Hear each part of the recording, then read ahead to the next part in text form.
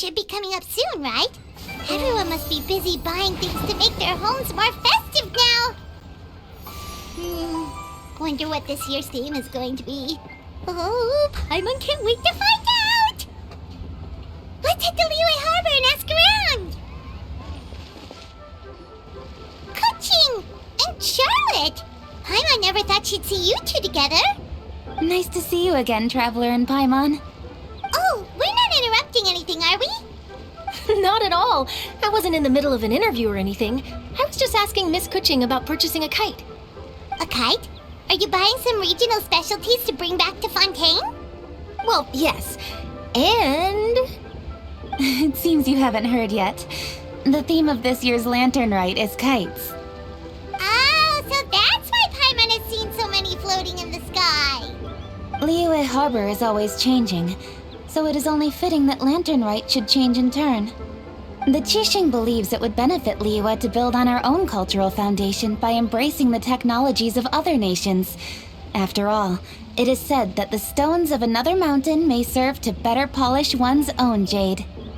Yeah, remember my business meeting with Tianquan Ningguang the last time I was in Liyue Harbor? That's what it was about! But all I really did was use my network to introduce Lady Ningguang to some interesting people. I'm not sure that quite counts as fostering cooperation. In the end, we decided to combine Liyue's traditional art of kite making with Fontaine's mechanical vertical lifting device. Mechanical lifting device? Sounds pretty impressive. But don't kites just use the wind to fly? Why would you need to add something mechanical? Well, you've actually just answered your own question, Paimon. How high and far a kite can fly depends as much on the weather conditions as on the skill of the person holding the string. But as soon as there's no wind, you can only flail about helplessly like a sweet flower medaka out of water. Experience doesn't matter at that point. Exactly. Liyue is now a nation ruled by humans after all. It's about time we had the power to make a kite fly, don't you think? Plus, the easier we can make it to enjoy, the more people will want to participate. Right? I also thought it was a novel idea. Plus, it shouldn't cost much to do. With Miss Charlotte's help, everything has gone smoothly. Our new mechanical kites are already available to purchase from a stall in the harbor. We're having trouble keeping up with demand. We also gave quite a bit of thought to the price. We didn't want it to be too much more expensive than a traditional kite. Cool! Turns out you two and Ningguang like playing with toys just as much as Paimon! Toys? They're not exactly toys. You see, Miss Kuching? That does seem to be everyone's first reaction.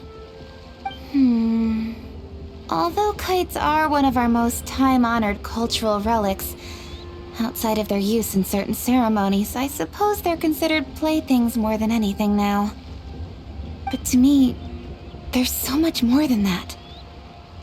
Think for a second about how remarkable it is that a flimsy paper kite attached to a string has the capacity to touch the sky. It is this slight piece of paper that also carries the weight of Liyue's cultural traditions. There's an old poem that goes, "O kite born of paper, flying true and sound, a lone traveler wanders, just waiting to be found." In the past, poets from Liyue used kites to symbolize a feeling of longing, or evoke the peacefulness of idyllic rural scenery. If the people of today can derive enjoyment from this activity, they will not only be more likely to better appreciate the tradition, but also to pass it down to the people of tomorrow. That's the Kuching we know, always thinking 5 steps ahead of anyone else. Well said, Miss Kuching. I've learned quite a bit myself.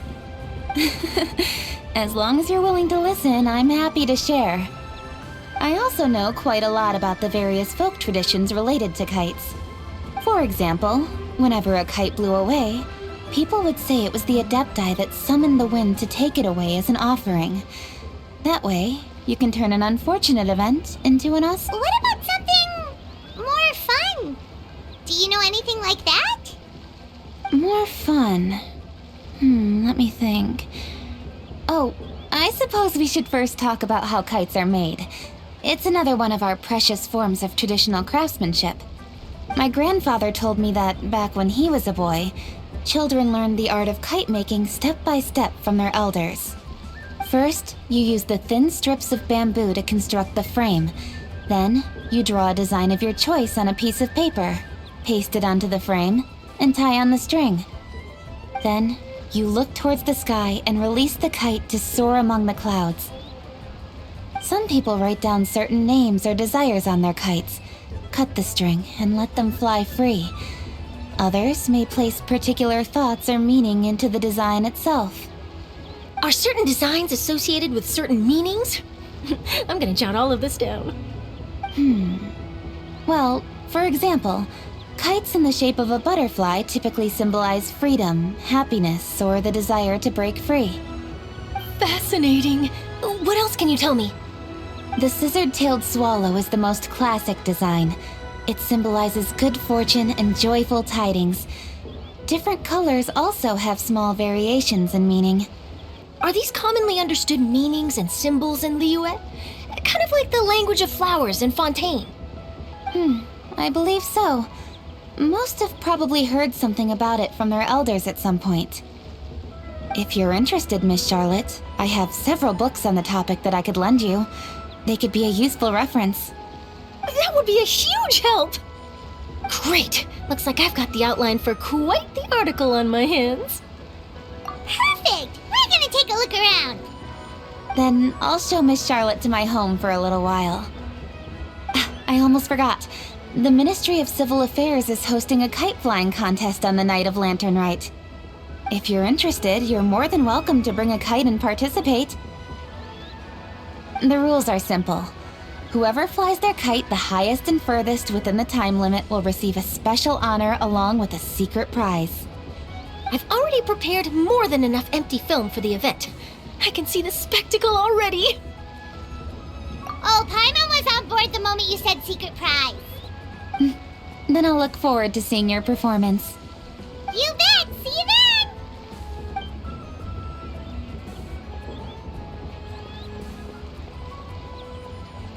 Wait, Traveler? Take a peek to your right. Do you see those two people lurking over there? Is it just Paimon? Or were they staring at us the whole time we were talking to Kuching and Charlotte just now? They seem fishy. Great, so it wasn't just Paimon. Do you think they could be treasure hoarders? They always seem to be stirring up trouble during Lantern Rite. Oh, Paimon's sick of waiting around for something bad to happen. We should strike first, you know. Foil their plans before they even begin. You go right, Paimon will go left.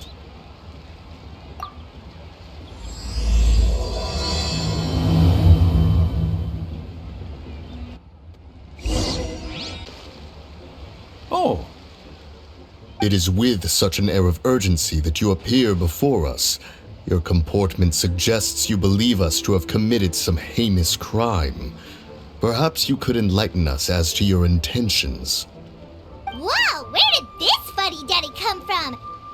You should be the one doing the enlightening, buddy. Don't think we didn't notice you eavesdropping. One look and we could tell you were up to no good. Tell us everything, starting with your name. One bears no secrets before two such as yourselves. You stand in the presence of the mighty and illuminated Adeptus. For the purpose of this foray into the mortal realm, however, you may address one as Hojong. You kidding? That deer's got his head stuck so far up in the clouds, there's no way he'd humble himself down here with the rest of us. You may want to hold your tongue, Paimon. Don't think that Paimon is gonna believe you just because you know her name. Let Paimon guess, you're supposed to be Mountain Shaper, right? Indeed. Mooncarver and myself have descended upon the mortal realm for a visit. The two of you may call me Jiahu. Huh. Looks like you did your research. But in our experience, the harder you try to lead us on, the more likely it is that we've got a big fish on our hands. We'll go straight to the Millilith and have you arrested for impersonating a death guy. Preposterous! Utterly preposterous! Right. Tell us something that only an Adeptus would know. And it better not be some common knowledge that any person on the street could tell you. During the last lantern rite, we gathered at Mount Hulao with Rex Lapis and made use of Cloud Retainer's supreme cuisine machine to prepare bamboo shoot soup. Perhaps you have some recollection? The flavor of that soup was more than enough to whet one's appetite. As such, Cloud Retainer assented to my use of the device beyond that singular occasion, providing other recipes to boot. Since then, one has dabbled in the pleasures of the culinary arts whenever time allows. Dabbled? Upon one's last sojourn to your mountain, did you not immediately attempt to hide the device behind a chunk of amber as soon as one's presence was known? Did one not speak up on your behalf but a moment ago? This is how you choose to repay that kindness? One is simply trying to emphasize the veracity of our claim. That does not mean you should reveal personal matters so readily. They might think one bears no difference from Cloud Retainer. Forget it. One does not have the breath to waste on such petty trifles. That might have been more detail than we needed. Seems like you two are the real deal, and Paimon sorry for suspecting you. But, for beings as forgiving as yourselves, this is just water under the bridge, right? You indeed have an agile mind. Cloud Retainer was not mistaken in her high estimation of you. Paimon's still curious about something. It's just, Paimon can understand why Mountain Shaper is here, but why did you decide to come to the city, Mooncarver? It's not really your thing, is it? It is but an inevitable eventuality. Long have the mountains remained strangely idle since Cloud Retainer's move to Liyue Harbor. With Lantern Rite near at hand, one would expect Cloud Retainer to provide us with an account of the festivities in advance. Yet to this day, she has failed to appear.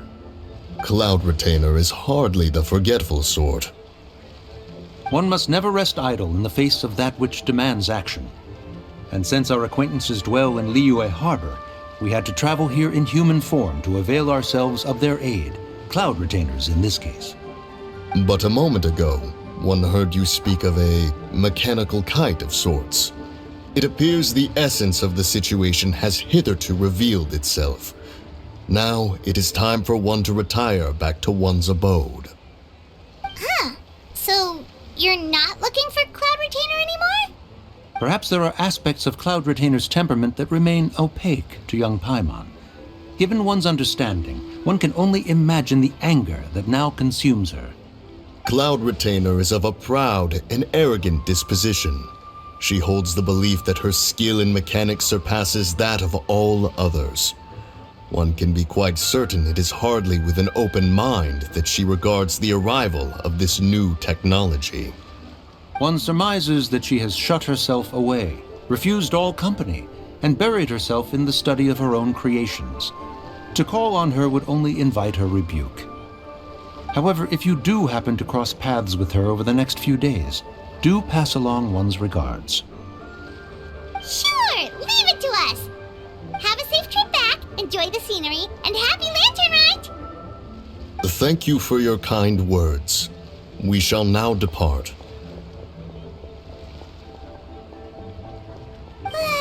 We got all worked up for nothing, huh? All that trouble and it turned out to be people we knew all along! Well, it's still pretty early. Let's head over and check out the kite stalls. Paimon wants to see what kinds of kites we can buy to use in the competition. The bigger and prettier, the better.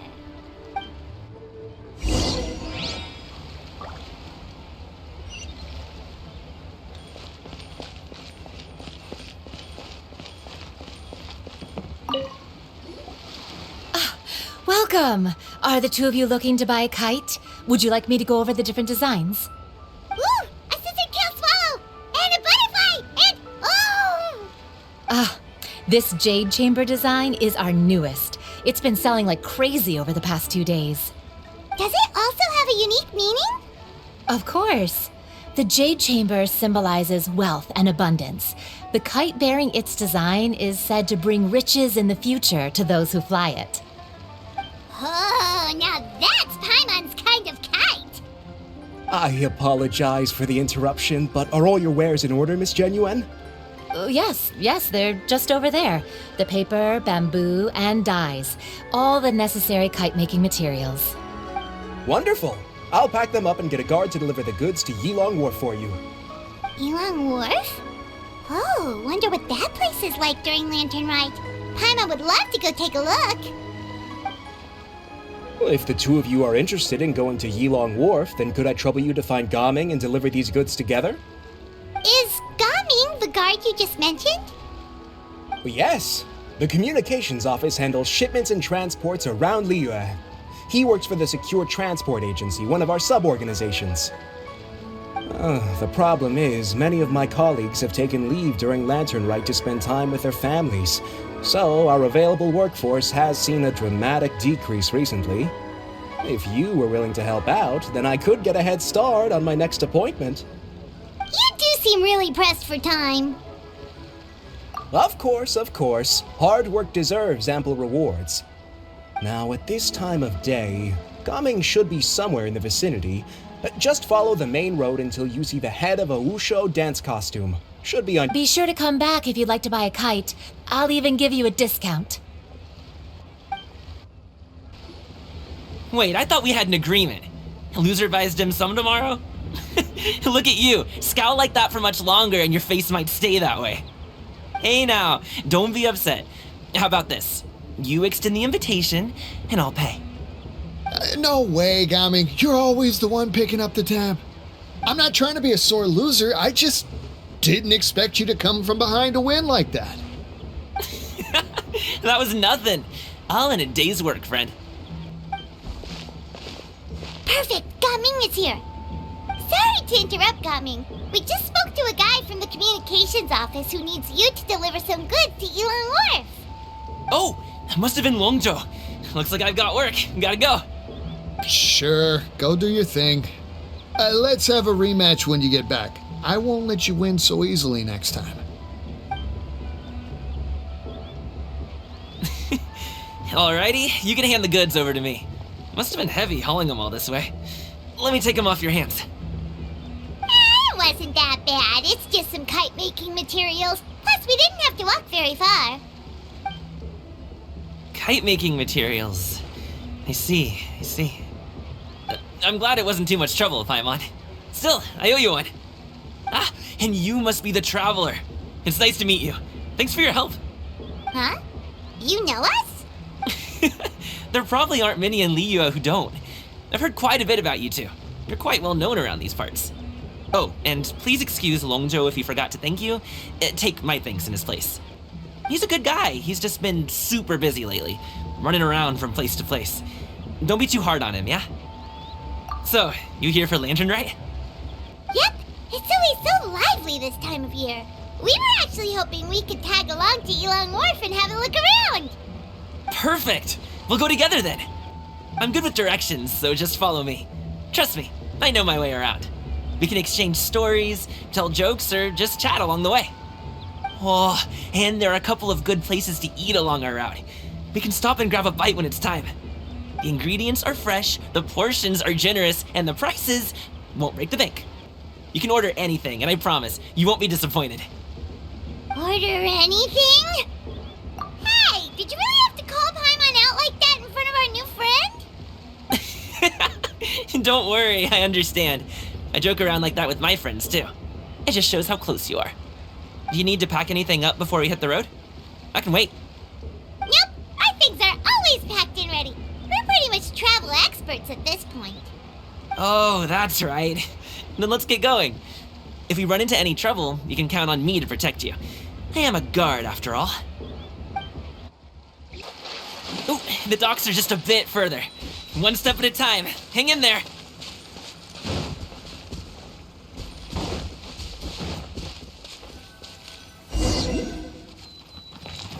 Wait!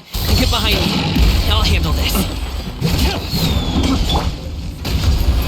Suffocate! Submit! No touching! Let me read you a verse. Know my sword. Rain outlines your fate.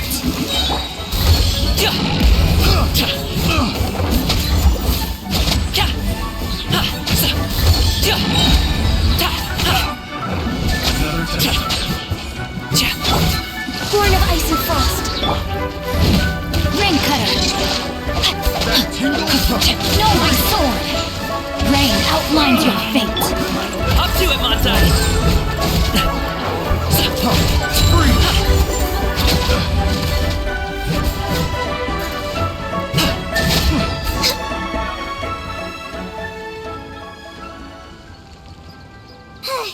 Seems like we really can't go anywhere without running into treasure hoarders, can we? Yeah, it's not uncommon for deliveries to get intercepted.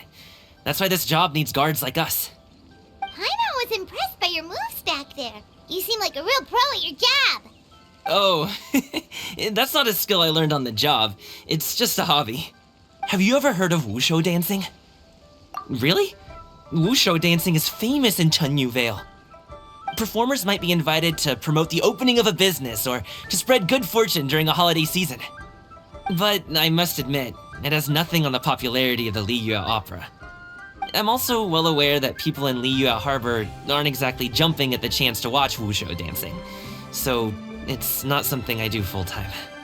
Huh? You have 2 jobs? How do you have the energy to do all that? It's not that tiring. You just have to take a rest. Ah, Paimon gets it, so you must sleep a lot then. Not really.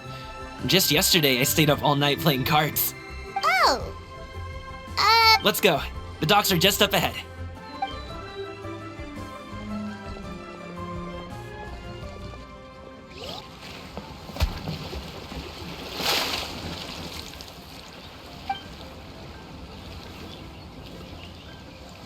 Finally, we can rest. Ooh, Paimon's shoulders are so stiff. And her stomach so empty. Sorry. Did I push the pace a bit too much? I mean, you were the ones who said you were travel experts. Liu is just too hilly. Floating up and down so much. Where's Paimon now? Oh, Paimon was finally satisfied and now her poor stomach's empty again. Aw, would you like some winter melon cake? I have some on me that I bought from a store.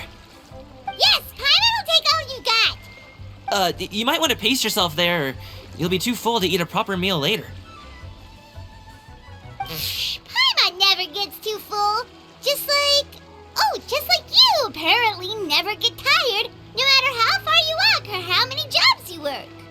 Ah, I see. Then here you go, Paimon. And for you, traveler. Enjoy. And here's some for you too, Uncle Bosu. Don't think I forgot about you, my friend. I'll just set it...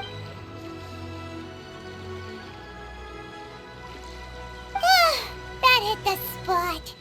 Paimon thought she was going to starve to death for a minute there. That close of a call, huh? I've been eating winter melon cake ever since I was a kid. You can buy them from all sorts of places, whether it's a small vendor on the side of the road or a big restaurant in the city. But each place produces cakes with a slightly different flavor. If you like these ones, I can give you the address of the shop I bought them from. I'll just have to check when we get back. Oh, all my jabbering must be making it difficult for you to enjoy the scenery in peace, huh? Don't be afraid to tell me to zip it for a little while, okay? Really, I won't be offended. It's okay. Paimon is kind of enjoying listening to your chitter-chatter. Aw, a fed Paimon is a happy Paimon, huh? Hey, Paimon can be in a good mood anytime she wants.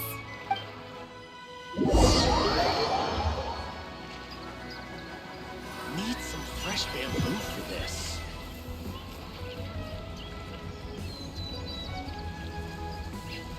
Woohoo! We're here! Don't forget your things, and watch your step as you get off the raft, or you're in for a swim.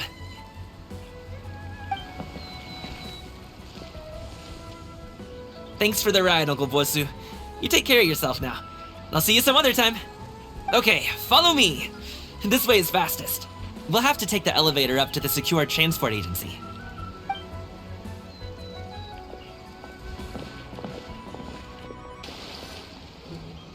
Oh, well...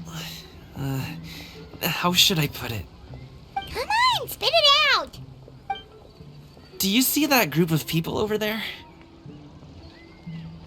Those are my relatives. Wow, you sure have a big family.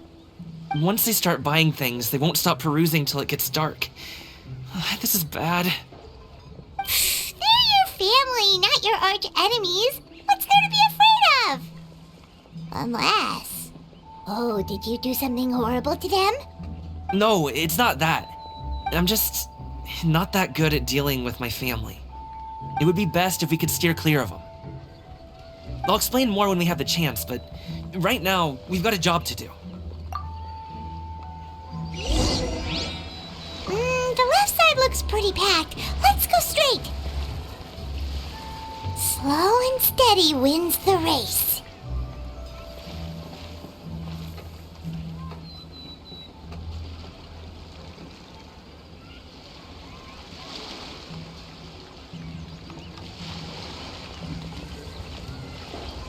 Hello, dear guests. Is there any work that you need done?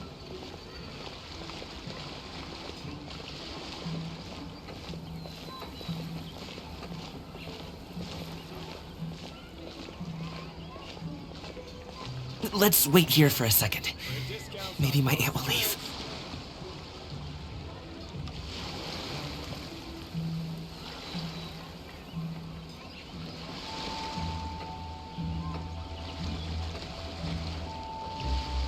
She's gone! Let's go! Hello, dear guests. Is there any work that you need done?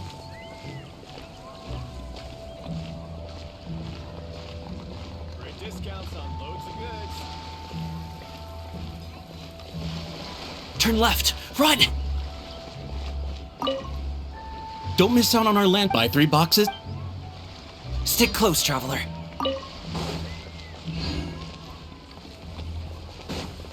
To the right and... Wow, you guys are good. I'm impressed. That was nothing. It was a piece of cake. Oh, winter melon cake to be exact. You really liked it, huh? Ooh, you know what? I'll buy you a whole bunch and pile them so high you could swim in them. As long as you don't wind up drowning, Paimon. Hey, Uncle Drigway. These are my friends, the Traveler and Paimon. They came to deliver some goods with me. So I guess I'll go ahead and take these over to Uncle Yongzan then? Yes, thanks for your hard work. I should thank you both for your trouble as well. Please take a seat and rest for a bit. I'll prepare some tea. No need. We'll be off soon anyway. Hey, we're already here, aren't we? No harm in taking a load off for a bit. Plus, I know the Secure Transport Agency has some great Songlua tea stashed around here somewhere. I promise. Anyway, you just sit down and relax, Uncle Jirgway. Who would I be if I just sat here and let you go through all this trouble? Leave this to me. I have to be up and about to drop these goods off anyway. What's a little extra time on my feet? Oh, you aren't too picky, right, Traveler? I know Paimon prefers things on the sweeter side, so I won't steep the tea too long. And I'll add some dim sum pastries on the side. Aw, you noticed what Paimon likes? How long have you two known Gaming? Oh, not long at all. We just kind of tagged along on his trip to Yulong Wharf. He's just a super welcoming guy. We became friends, you know. That's just how he is. He's the attentive sort. Really knows how to look after his own. A while ago, one of our guards had to take off work. Said his joints were hurting due to the rain. Gaming personally went all the way to Boo Boo Pharmacy to get some medicine for him from Dr. Baiju, then traveled through the night to deliver it back to him. That young man has such a good head on his shoulders. How can anyone not love him? I mean, there is his dad, but, well, ask anyone else. Uncle Yongzan says he doesn't have the personnel to spare for this delivery right now. So what do you think, Uncle Jirgway? Should I go? It feels like we've troubled you enough already. It's kite-making materials, though. Could be for a kid. I'm sure the sender wants it delivered before Lantern Rite. Oh, by the way, here, have some tea. All right then, deliver it if you want to. Ooh, are you free in 2 days? How about we grab some dim sum from Shinya Kiosk? My treat, and don't even think about trying to pay. Whoa, that's way too generous of you. Don't mention it. Just think of this as a thank you for all your help. Besides, the thing between me and my family, it's a long story. It might take some time to tell. Sounds good. Paimon never says no to free food. All right, then I'm off. See you in 2 days. Oh, and Paimon, make sure not to eat too much before then. Don't say I didn't warn you.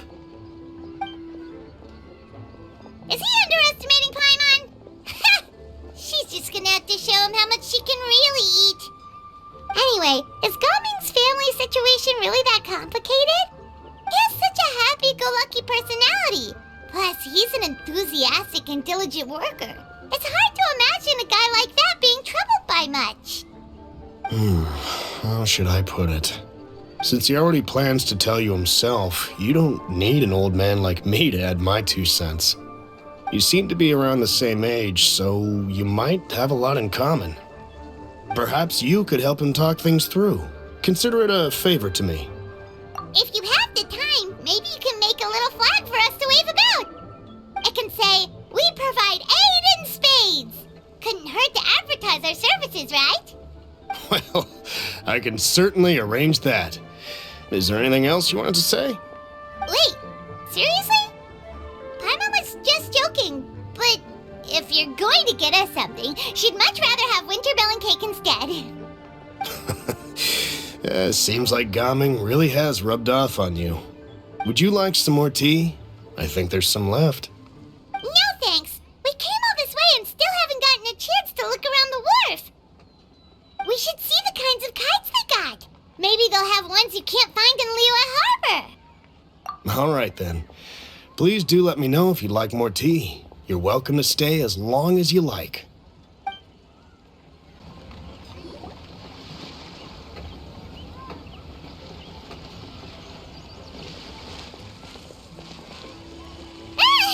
What are you doing here? The way you speak, one might have presumed you were displeased to be in one's presence.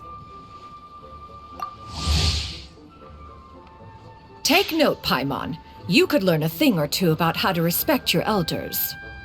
Ugh, starting on the elder stuff already, huh?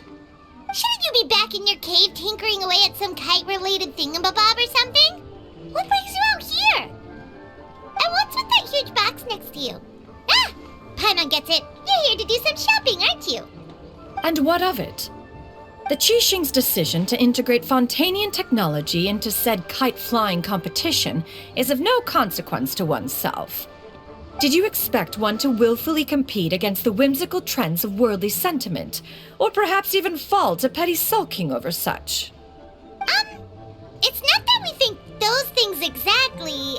That's just what Mountain Shaper and Mooncarver told us, or Tia something and Ho. Paimon can't be bothered to remember what their aliases were called. Anyway, they went to Liyue Harbor to look for you. They even asked us to pass along their regards if we ran into you. Oh, huh. Sянь Yun? It appears time has quite flown since one's arrival in Liyue Harbor. How could one have forgotten about those 2 old fossils? One shall have to bring them back some divine herbs to atone for this slight.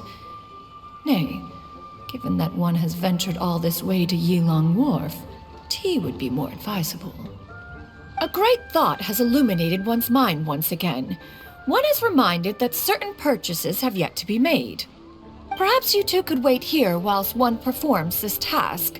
It'll be but a moment. Huh? Wait, here? You really just gonna ditch us here to watch your stuff?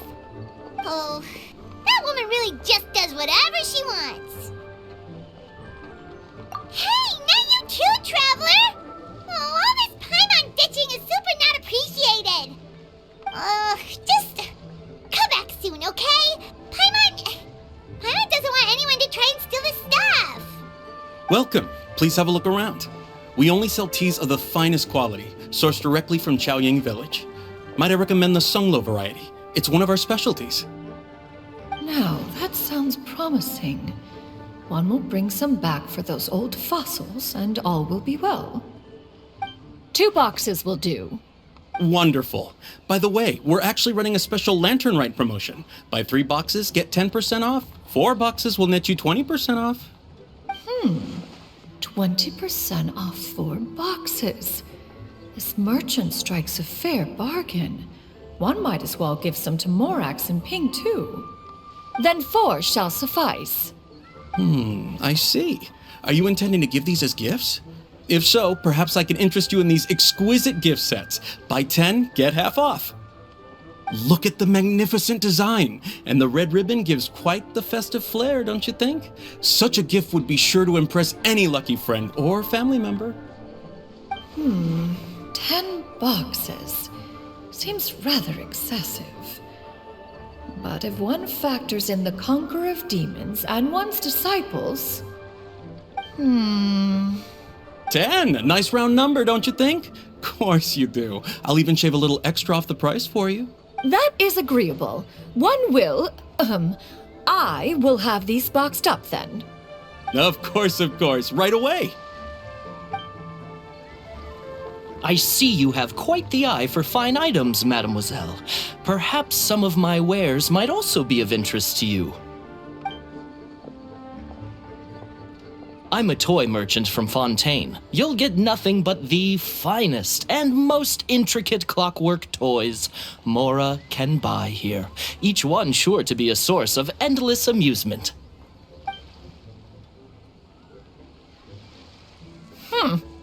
Perhaps you could enlighten me then. When should said amusement be derived? Well, that is, of course, best understood by playing with them yourself. If you could wait just a moment, I can bring one out and give you a demonstration.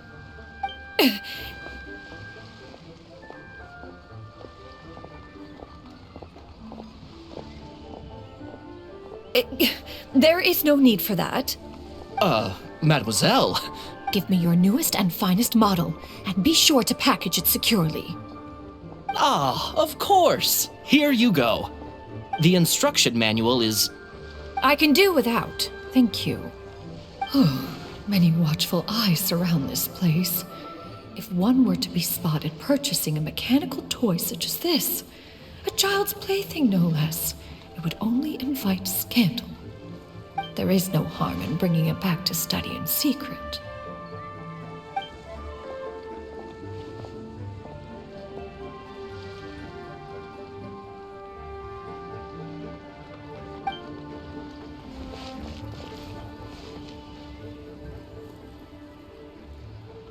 Shen Yun, did your shopping go smoothly? Naturally. One may not delight in social interactions, but that does not mean one lacks said faculties.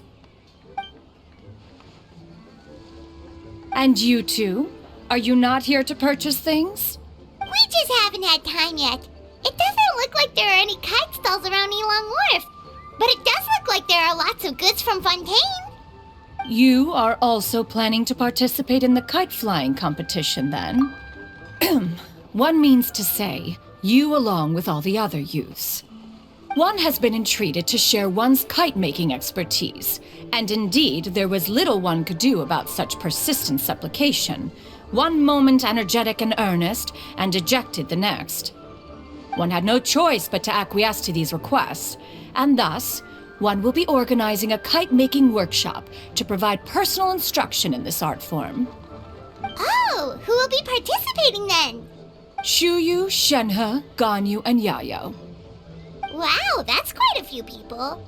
Also, this is all pretty well, Shen Yun, but it's not like you have to make your own kite to participate in the competition. You can't just buy one ready-made and call it a day. Ha! You speak of those equipped with the mechanical lifting device, do you not? 'Tis nothing but a crude piece of mortal machinery. The mechanism that one has developed was the fruit of millennia of meticulous study. Let us not speak of the source of the mechanism's power, but rather its structure. It is composed of materials as light as bamboo and as strong as iron.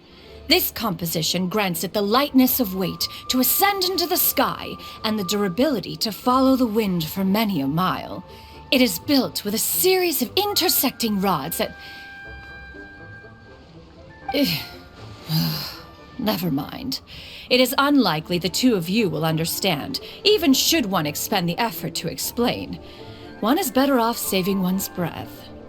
It sure seems like you want to talk about it, though. So, will you be attending the workshop or not? Huh? Wait, you've been trying to invite us this entire time? All right then. No need to prepare the materials in any case. One has it all sorted. Arrive at Mount Outsong in 2 days. I shall be expecting you around midday. Are you leaving? Don't you want a guard to help you with that big box of yours? Surely you jest. One goes as one pleases.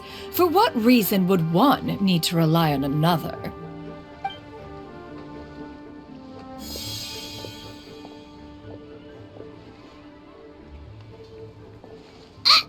It can float?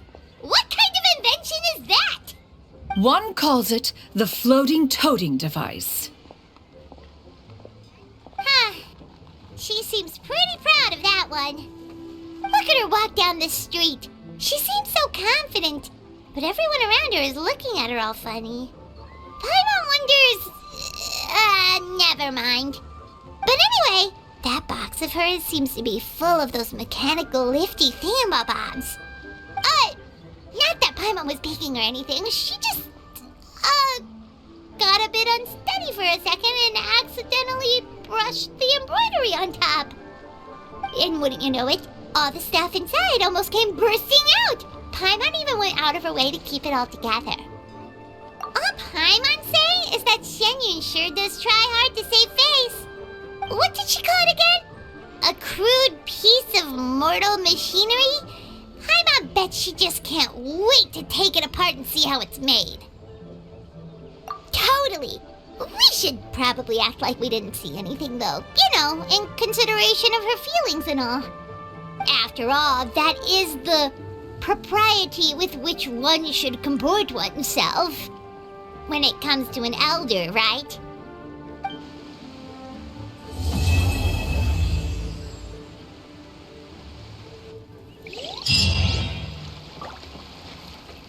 Paimon has never had dim sum at Shinyue Kiosk before, but it should be quite the feast for sure. Ooh, and that's Paimon's stomach right on cue telling her it's time to go find Gaming. Let's go! Oh, you're here early. I just ordered. The food should be out in a second. Sit down, sit down. Let's all take a seat. Here, hand me your cups. Oh, thank you. Wait, you weren't supposed to drink that, Paimon. That was for you to rinse your utensils. That's a thing?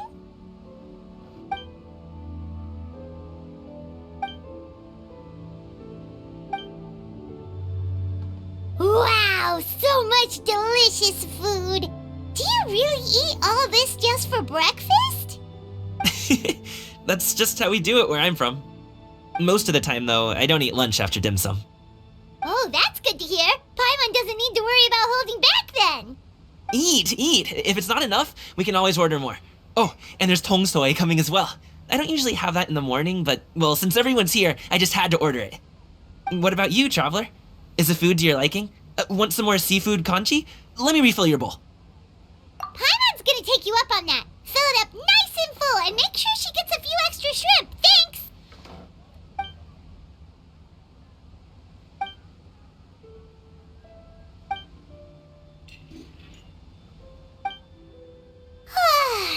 So full. That meal was so satisfying, it even gave Paimon some extra brain juice. Oh, listen. Paimon's figured it out. Let's think about this for a second, Gaming. You invited us to this awesome restaurant and ordered a whole table full of expensive dim sum just for the three of us. Well, you must be hiding the fact that you're some young master from a rich family. That would explain why you try to keep your friends and family away from each other. Are you confusing me with Xingqiu? Huh? You know Xingqiu? You sure know a lot of people. Well, when you're on the road as much as I am, you hear all sorts of rumors. Sometimes they're true, sometimes they're not. What it comes down to is being able to tell the difference. More often than not, that means knocking on some doors to find out for yourself. Oh, you truly are a man of many talents, young Master Gaming. Okay, enough with the teasing. Sorry to burst your bubble, Paimon, but you're wrong about my family situation. What? Oh, Paimon thought she was onto something there. My dad is just an ordinary tea merchant. Small scale stuff, you know? It wouldn't even make sense to mention his business in the same breath as the Feiyun Commerce Guild. My dad... he always wanted me to inherit the family business, to be a merchant like him. But that's just not who I am. It's not who I ever wanted to be.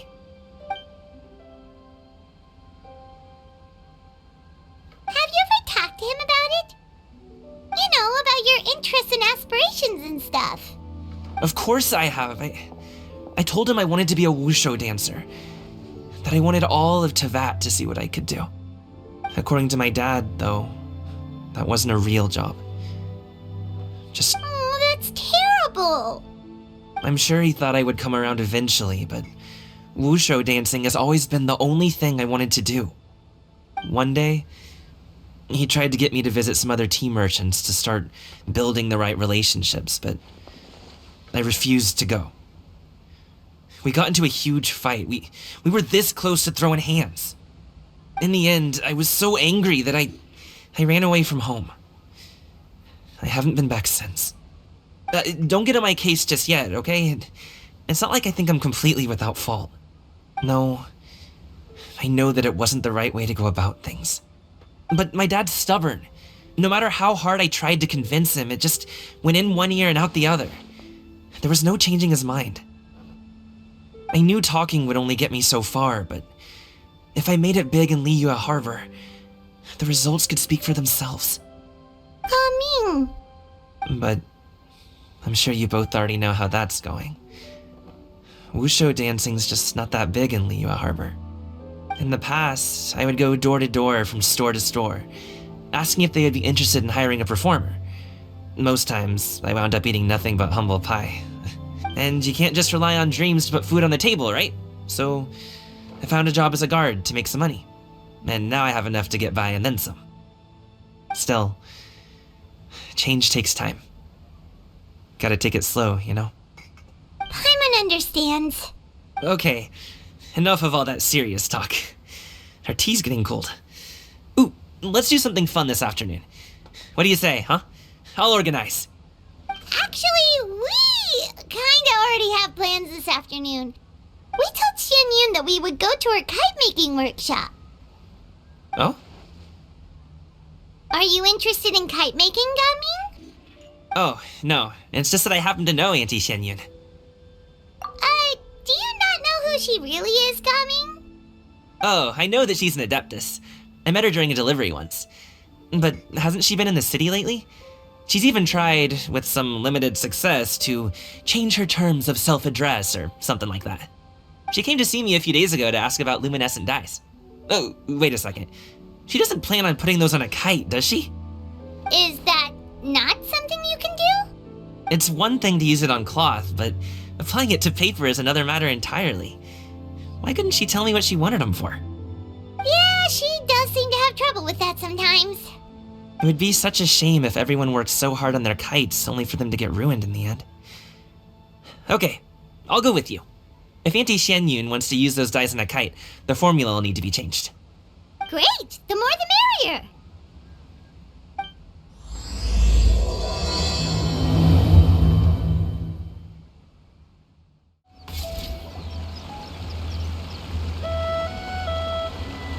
Ganyu!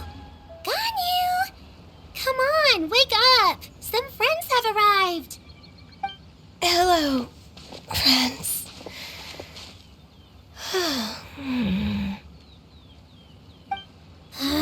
Ganyu! Oh, I have some mint oil. Perhaps we should try that. A guest at Wanmin Restaurant recommended it to me. I've tried it. Its stimulative effects are much stronger than what can be achieved from chewing on mint leaves alone. Apologies in advance. Wait! Shen Hэ? Not there!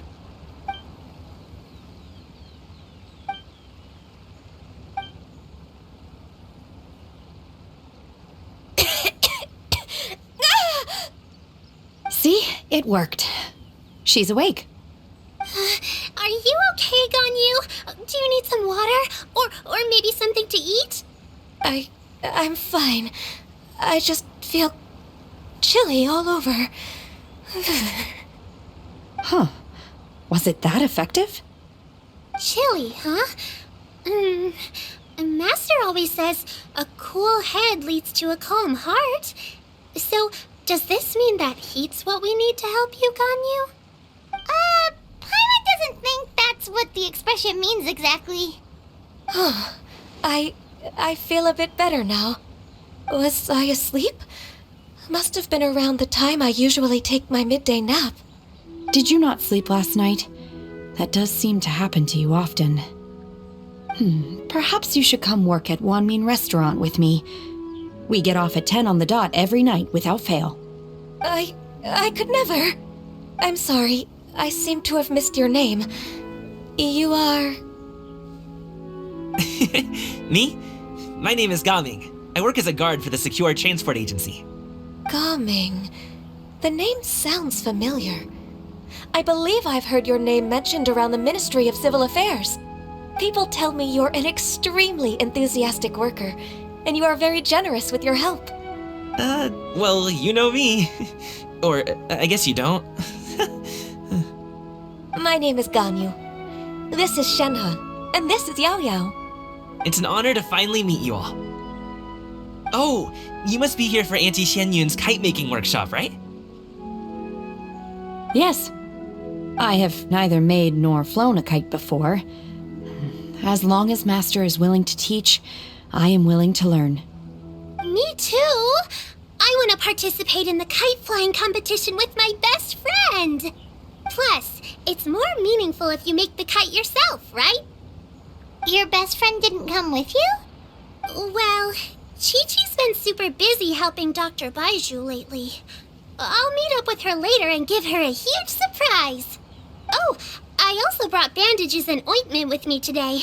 It's easy to cut yourself when working with bamboo, so I thought I should come prepared. Wow, you're really thoughtful. As for myself, I'm afraid I lack some of my companion's enthusiasm. I was originally planning to buy a ready-made kite and just enjoy the festive city atmosphere with everyone. But Cloud Retainer is always going out of her way to look after her juniors, wanting us to have the best there is. It was so thoughtful of her to arrange this workshop, so I simply couldn't let such consideration go to waste. My motivation for being here might be a little different, yes, but I'm ready to put in just as much effort as everyone else. Well, we're all here, but where the heck is Shen Yun? Shouldn't she be here by now? Who is it that speaks of oneself in such an ill-tempered tone? Oh, come on! You clearly heard Paimon! Master stopped to buy grilled tigerfish to share with everyone. Come get it while it's still warm. Oh, Paimon, sorry, Miss Illuminated Bird! Paimon always knew you were the smartest, coolest, and prettiest Adeptus. Someone as wonderful as you is sure to have brought enough for Paimon as well, right?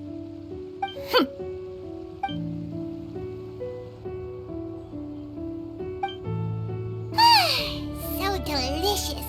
Paimon's life is complete! It appears that we've ended up with quite a few participants indeed. Go ahead and divide yourselves into small groups. The materials are over here. The regular dyes and luminescent ones have been clearly marked. Use them as you see fit. As for how to make the kite, one assumes you all made sure to listen to the instructions one provided while we were eating. Yes? Are there any questions? Paimon may have focused a little too hard on the eating and less on the listening. Paimon knew she could count on you, Traveler. One will wait under this tree and avail oneself of the cool air while one digests. Do not hesitate to seek one's company if you have any trouble, questions, or simply want to chat. We're not in any hurry to get started. Why don't we go see what the others are up to?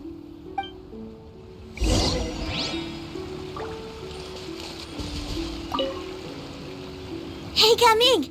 Want to team up? Huh? But I have to participate? I thought I'd be done for the day after adjusting the dye formula. You're that unenthused by kite making, huh? That doesn't seem like you.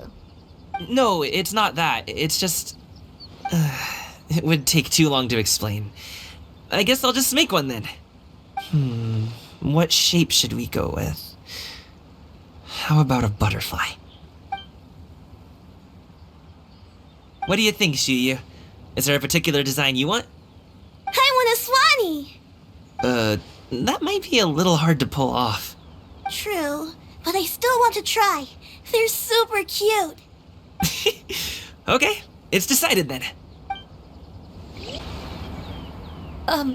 Shen Hé, it would be great if you could refrain from putting things on my horns from now on. They're really quite sensitive. I see. My apologies.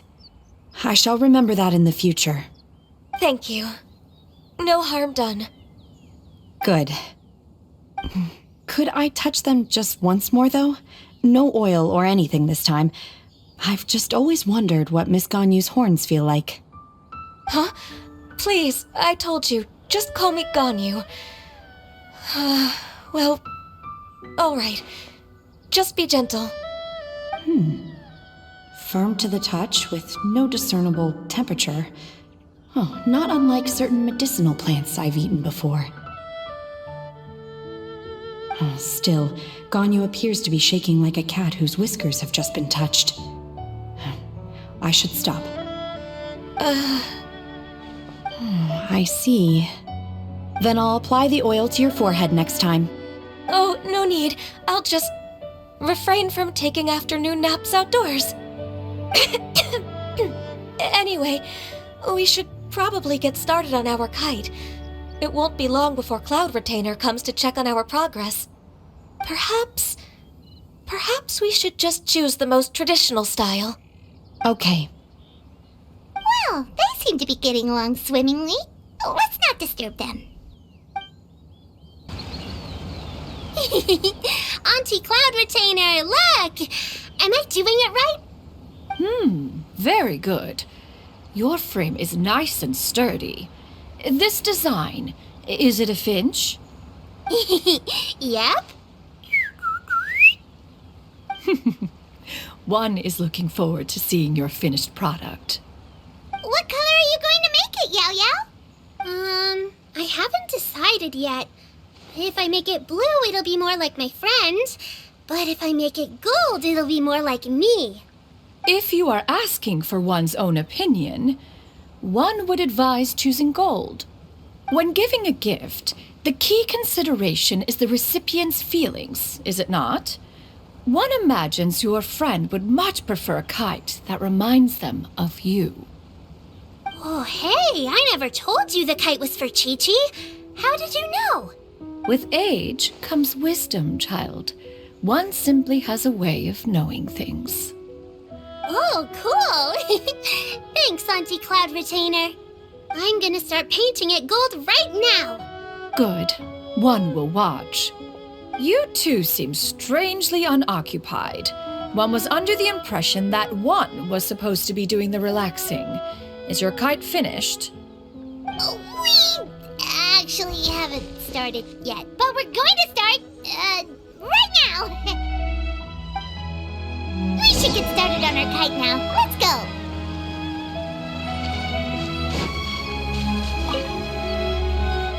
First, we have to decide on the shape. Hey, what are you laughing at? Oh, that's not a completely crazy idea. If nothing else, a Paimon-shaped kite could at least make sure you never get lost on your travels and always find the tastiest food and funnest things to do wherever you go. Maybe we're not exercising enough artistic license. Ooh, we should exaggerate this a bit. How about this? The word Paimon means the guardian angel of travelers.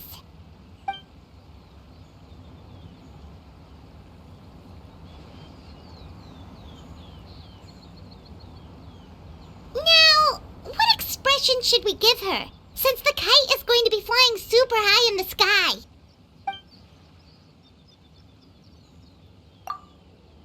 It's too high! Someone save Paimon! She's about to faint! Like that? Now that we've decided, let's make it happen!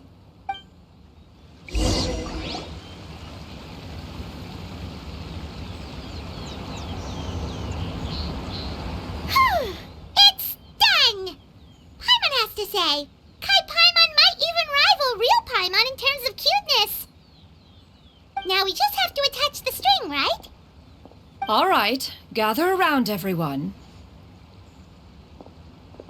Oh, Shen Yun's calling us.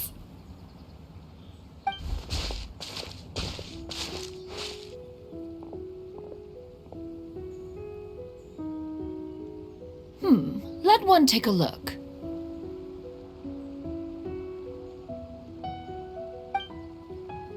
Wow! Ganyu and Shen Hé made a scissor-tailed swallow. It's so pretty. Yep. The coloring makes it look a lot like Master. If the tail wasn't split in two like that, it might even be a spitting image. If you look closely, there are a few spots where the colors go outside the lines. Did you doze off while painting it, Ganyu? I did the painting. I stared at the paper for quite some time, but I simply could not recall the coloring of any bird. Except Master. Or should I say that I'm too familiar with her crane form? Even when she stands before us in human form, all I can see is blue and white.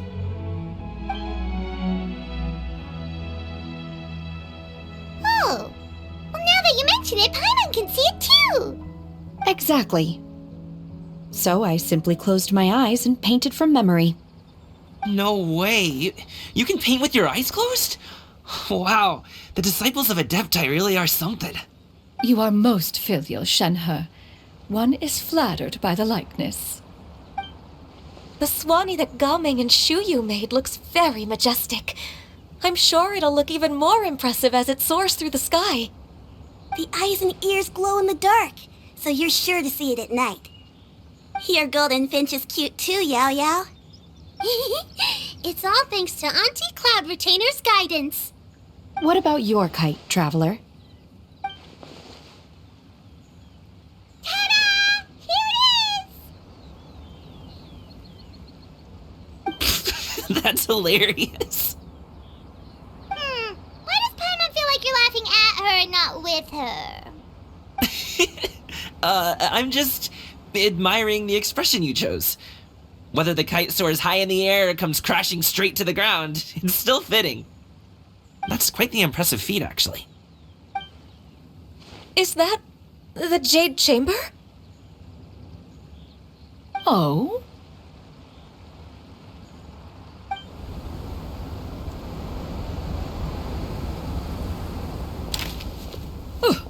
Who dares attempt such a flagrant display of impropriety by releasing a kite into one's territory without one's permission? Oh, and to do so by making use of this crude piece of mortal machinery. One simply must know who it is that possesses such impertinence. Continue attaching the strings, everyone. One will be but a moment. Cloud Retainer? Traveler, Paimon, could I trouble you to go after Cloud Retainer? Master's going to be okay, right? I'm more worried about the person who released the kite. There's wind up ahead! Looks like we can glide over!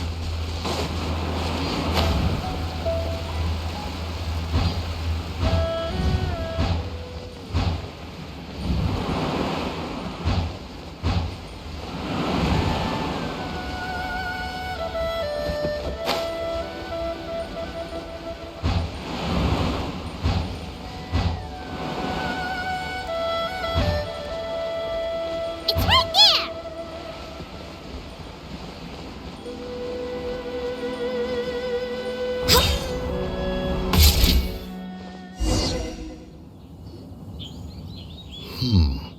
This Fontanian device of mechanical motion is quite curious indeed. Now is hardly an opportune time for your musings. Someone among us was not sufficiently attentive, and now the kite has vanished. Calm yourself. Do you have any recollection of its last location? One believes it drifted in the direction of Mount Outsong. Perhaps it is mere happenstance, but one feels a certain sense of dread at the thought. Your concern is misplaced. Surely, Cloud Retainer is either in the city looking after her disciples, or secluded in her abode attending to her research. She will not notice that kite. On the subject of said kite, however, one simply must remark on the genius of its windless lift technology. One cannot help but surmise that its ingenuity rivals that of Cloud Retainer's creations. Still thy tongue. If Cloud Retainer were to hear you profess such a thing, we can both say farewell to any further use of the Supreme Cuisine Machine. One presumes that this kite belongs to you. Huh? Regard the situation with which we are now confronted. This is one's fault. One seems to recall that releasing the kite was no solitary endeavor. Say something, Mountain Shaper. Surely you can think of something to appease her. Further explanation shall only fan the flames of her wrath. It would be better to stay silent and retire at the earliest opportunity. We can hardly avoid her forever. That may suffice during Lantern Rite. But what about the Moon Chase Festival? Sooner or later, she will discover our true identity. Hello? Go retrieve the kite. Absolutely not. You retrieve it. That is not our kite. Oh, so an adeptus such as oneself is mistaken then? Ah, you're an adeptus? Please forgive us for any impropriety. I truly possess no inkling of who could have released a kite into your esteemed domain. Pray, who could be responsible for such wanton behavior? Verily, verily, we were but delighting in the surrounding scenery. This locale is home to such exquisite... mint! Well, and if that's all, then we'll just be on our way. We finally caught up. You sure do fly fast in your illuminated bird form, Shen Yun. Mooncarver? Mountain Shaper? What are you doing here? You! Okay, now Paimon's getting a weird vibe. Did she say something wrong? It is of no consequence. Long has one seen through their disguises. One was simply curious as to how long they would keep up the act. Then you are not angry? How could one feel anger at the sight of two old friends enjoying themselves? One is also well aware of how enticing these city novelties can be. We were simply consumed by a fit of festive spirit. Seldom do we get the opportunity to partake in the delights of the times. However, we are far from being as adept as you in matters that require a deftness of hand. No worthy kite could be born of our own making. Thus, we could only take the convenient route, so to speak. Your prowess in mechanics is unparalleled, Cloud Retainer. You wield the wind and waves themselves. Your singular talent stands unmatched across the land. Of this, we are well aware. One has guests to attend to. We will have to convene again some other time. Traveler, Paimon, do try to keep up. We're leaving already? All this flying from place to place is wearing Paimon out.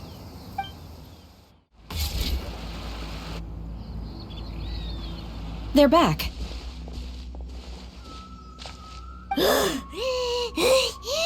Paimon's pooped. Hi. Why are there only two of you left? After you left, Yao Yao and Shu Yu tired themselves out playing with their kites. Gao Ming offered to escort them home. Before he left, he said something that I don't quite understand. Oh? What did he say? He said, a kite is always tied down no matter how far it flies or how high it soars. Its tether prevents it from ever truly flying free. He looked quite dejected as he said this. Now that you mention it, Gao Ming did seem to have a rather strange attitude towards kites. A reflection of himself. If I were a kite, I would cherish that tether as a symbol of kinship and the bonds that tie us and... Shen Hэ? It may be an exceedingly slim and distant connection, but lose it, and you lose that which links you to home. If Gaming truly sees a kite as a reflection of himself, then I fear I understand his words even less. Well, people often have different points of view depending on their mindset and experiences, right? It's actually quite normal. Just like some people can eat spicy food, but others won't go anywhere near it? Exactly. That's why tolerance and understanding are as important as they are. Tolerance and understanding? What brought about this conversation? Did one miss something? We were just chatting. You don't have to butt in on every little thing, you know. Where were you anyway? One was merely doing a bit of cooking.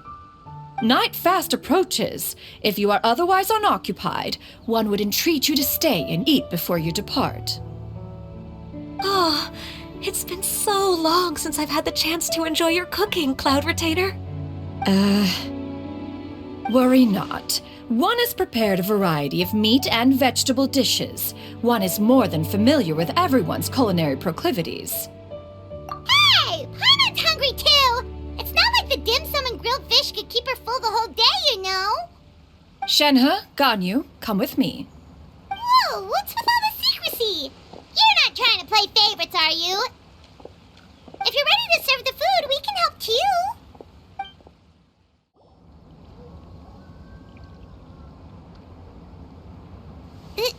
This is...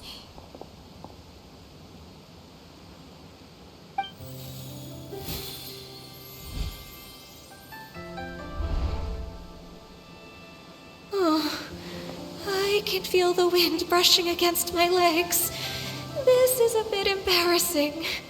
Is the headpiece secure? I should have asked Cloud Retainer to check before I stepped outside.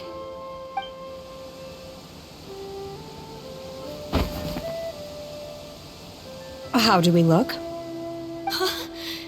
She asked them just like that? You look pretty too, Ganyu! Oh, how should Paimon put it? You both look so elegant and refined! Those outfits really suit you both.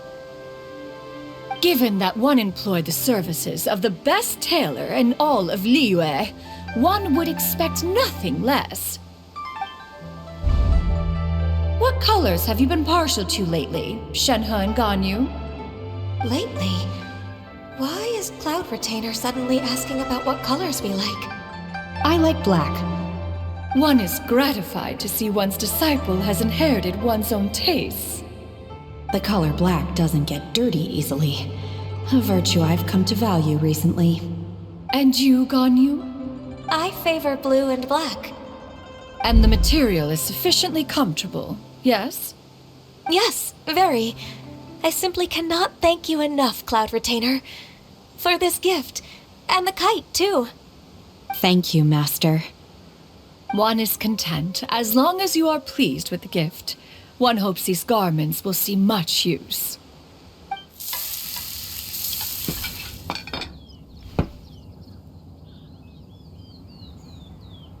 Seems like your supreme cuisine machine is just getting better and better, Shen Yun! This golden crab's particularly good. The shell's deliciously crunchy, and the meat inside is so succulent and sweet! Paimon can't stop eating. It's a good thing Gaming isn't here, or Paimon would have to duel him for the food. You know, with chopsticks. He traveled all this way on account of the kite-making workshop, and he spent the whole afternoon looking after Shuyu. One was hoping to treat him to a meal. Oh well, one will just have to extend one's thanks in person. It's rare for someone to make such a good impression on you, Cloud Retainer. One has high standards. He appears to be a young man of much merit, and one is not the type who would see such potential squandered. It appears that he wishes to break free from the kite string that tethers him. Kite string? Huh, what strange metaphors you speak in, Shen Hé. Ever since you returned from one mean restaurant, your turns of phrase render one at quite the loss. Where do we even begin? Oh, do you know about the conflict between Gaming and his dad, Shen Yun? One has only heard that the two are not on good terms. He ran away from home and hasn't been back since. Oh? Ran away, you say? Oh. One believes we would all benefit from a more thorough retelling. Start from the beginning. Oh, okay. Paimon just hopes he won't mind. What? This shall not do. Lantern Rite fast approaches. We must make haste. As one was contacting various tailors around Liyue, one could not help but be reminded of Menogias. He possessed a singular talent for clothing design. He had an exquisite eye, not just for fabric selection and color pairing, but also for what accessories could best accentuate a garment's overall styling. At a gathering of Adepti, Bonanis once complained in secret to some of the ladies in attendance that the skirt Menogias made for her was too long and impractical, lamenting that it would only hinder her in battle. However, when one asked Menogias his opinion, he remarked that the train of the skirt would serve to enhance her adeptal countenance by exemplifying a certain elegance. Menogias was that type of person. When it came to topics relating to garments and accessories, not even Rex Lapis could best his stubbornness. And later... one seems to have strayed off topic. One means to say that Lantern Rite should be a day of reunion. It is a time to address problems before they turn into regrets. Fate is fickle. The cruel reality of this world is that suffering and misfortune can befall any of us without design or reason. If there is a chance for young people to remain insulated from this reality, one should do one's utmost to make it so. That's nice and all, but... Do you have any ideas, Cloud Retainer? Perhaps adeptal arts could be of use. No. Mechanics, perhaps. One fails to see its use in a situation such as this. Is there anything I can do to help?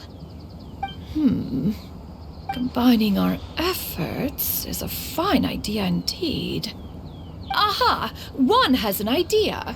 How about this? Does that make sense to everyone? Yep.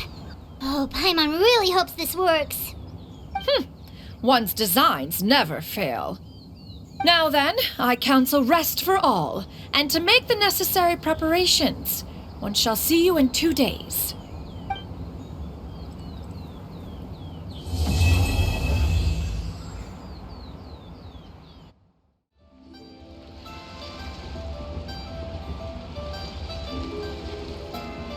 Hi, Gaming!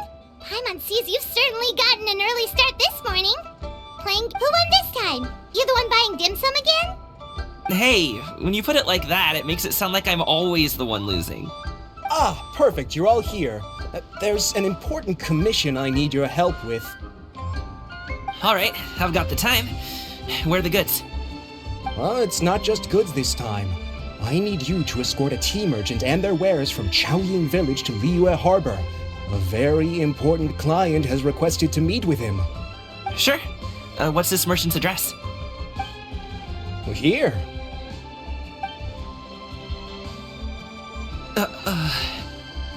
If the client's that important, then this must be a very crucial, very pressing commission, right? Of course, the sooner you complete it, the better. I would advise you to depart as soon as possible. Alright, don't work too hard now, Longjo. We'll set off then.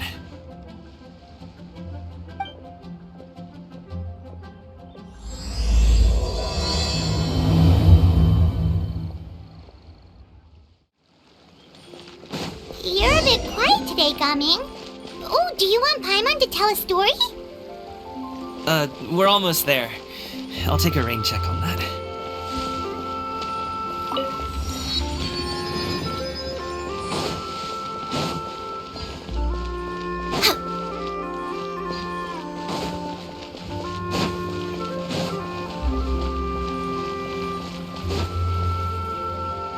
Hello, you must be the tea merchant heading to Liyue Harbor. We're here to escort are you?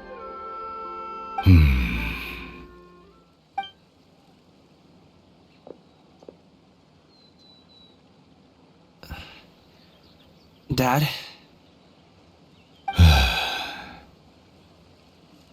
Oh, so you're Gaming's father. It's nice to meet you. Just leave this delivery to him. Trust Paimon, he's got this in the bag. Gaming is super good at what he does. Everyone at the Secure Transport Agency says as much. Even the Ministry of Civil Affairs has nothing but good things to say about him. Seems like you've made some sort of name for yourself at least. The goods are all in order? Yes, they're all here. Then let's get going. A very important client has asked for you by name. You kinda have to come with us. Paimon doesn't know how we would explain ourselves if you just didn't show up. Plus, you'd be missing out on a huge money-making opportunity. I see. I suppose I will have to trouble you all to escort me, then. Let's go. We've been walking for so long. Is anyone tired? How about we stop and rest for a bit? I'm fine. Gaming, don't you usually have some delicious snacks on you? Come on, bring them out so we can share them. I'm fine. Thank you. But the winter melon cake he gave us last time was so delicious. Have you ever tried it before, Mr. Ip? Paimon.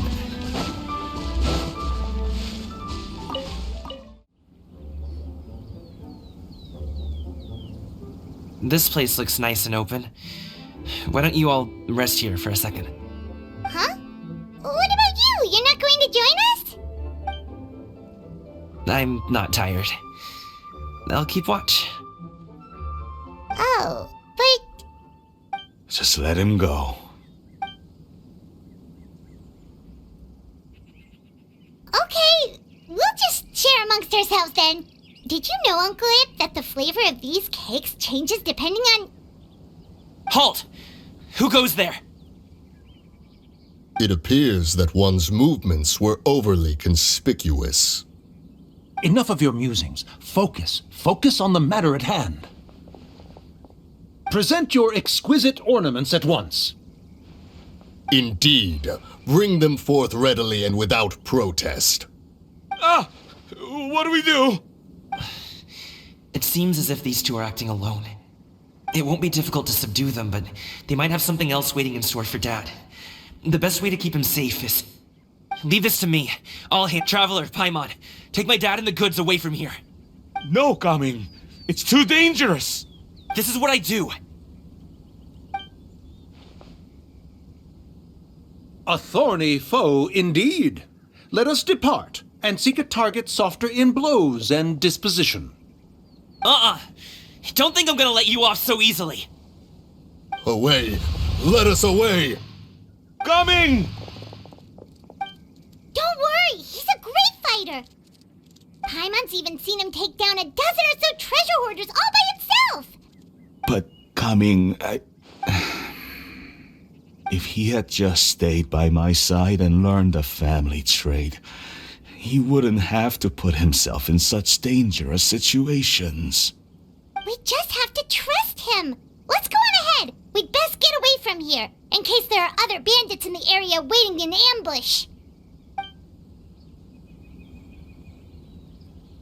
All is going to plan.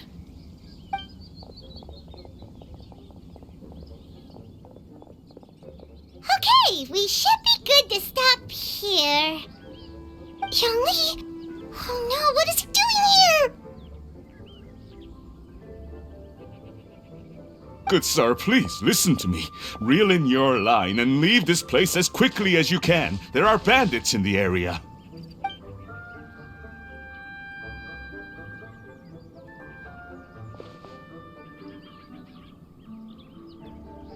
Bandits? Acting in broad daylight?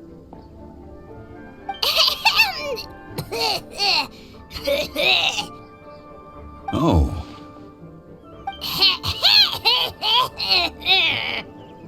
Ah, I see.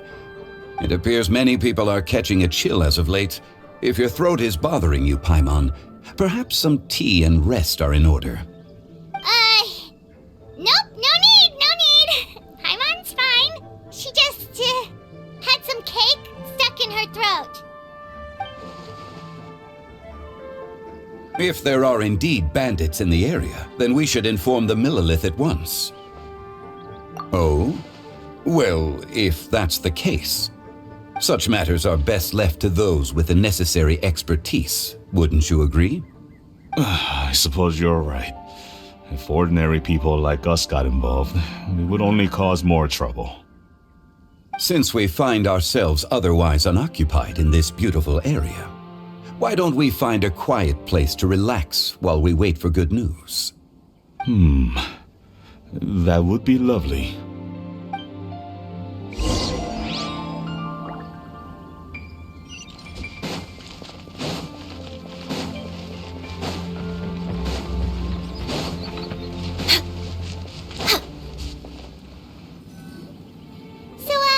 Uncle Ip does have a reason to be worried. After all, Gaming, the guard we mentioned, is his son. Gaming. The name sounds somewhat familiar. Ah, yes. That is the name of the Wushu dancer who has been performing around Liyue Harbor recently, is it not? Oh, have you seen him perform? Indeed. I cannot help but admire his skill. He truly encapsulates the spirit of the Suani. Wushu dancing has become more well known in Liyue Harbor recently. However, although performers are seeing budding success, they have no doubt had to face many hurdles along the way. Ones not so easily understood by spectators such as ourselves. If you ask me, what truly deserves admiration is perseverance in the face of adversity. That is a rare attribute indeed. I have heard many of my acquaintances praise Gaming for his kind, selfless, and courageous disposition. To have a child so accomplished and upright, you must be a very proud parent indeed, Uncle Ip. Seems like Zhongli has decided to skip the formalities. Well, he's a hard worker. Yes. You should be sure to tell him you think that when he gets back. Your son is young yet. It's normal for someone his age to be a bit hot-headed. It's understandable to find talking about such things in person difficult. If there's a particular sentiment you wish to convey, perhaps we could pass it along for you. No. It wouldn't be right to ask that of you. This thing between us has festered for many years now. In truth, there are some things that simply aren't easy for us to talk through. I've been in the tea business for most of my life, and I always hoped my child would do the same. Otherwise, how would he support himself?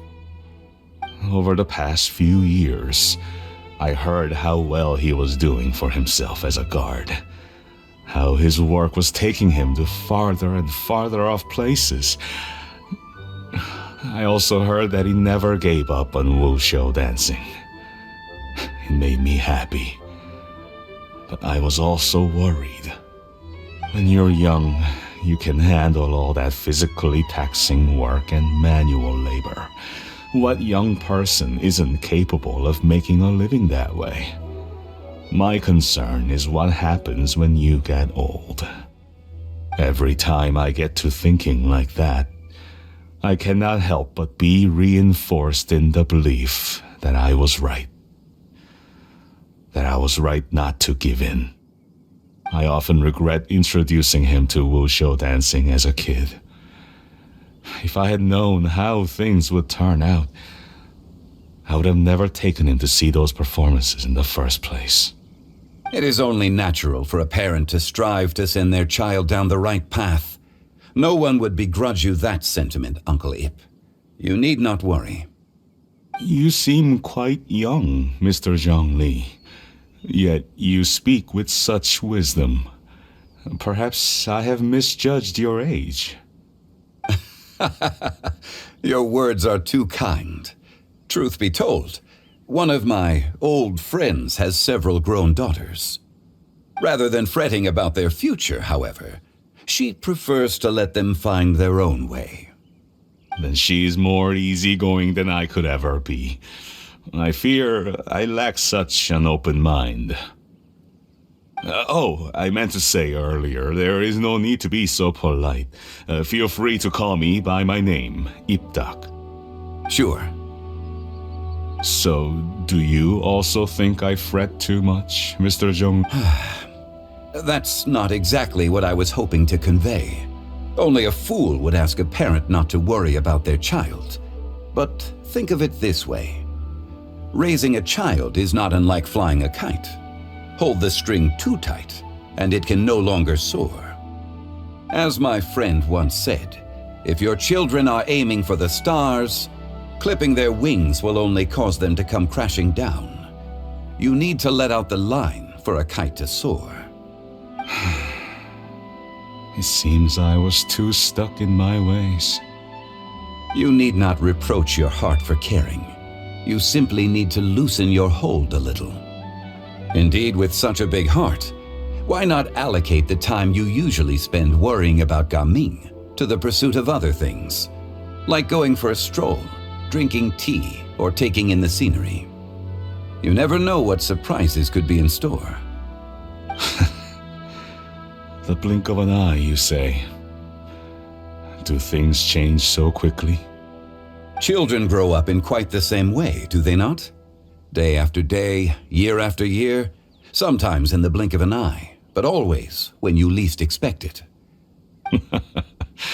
Yes, you can say that again.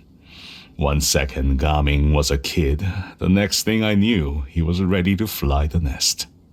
Zhongli certainly has a way with words.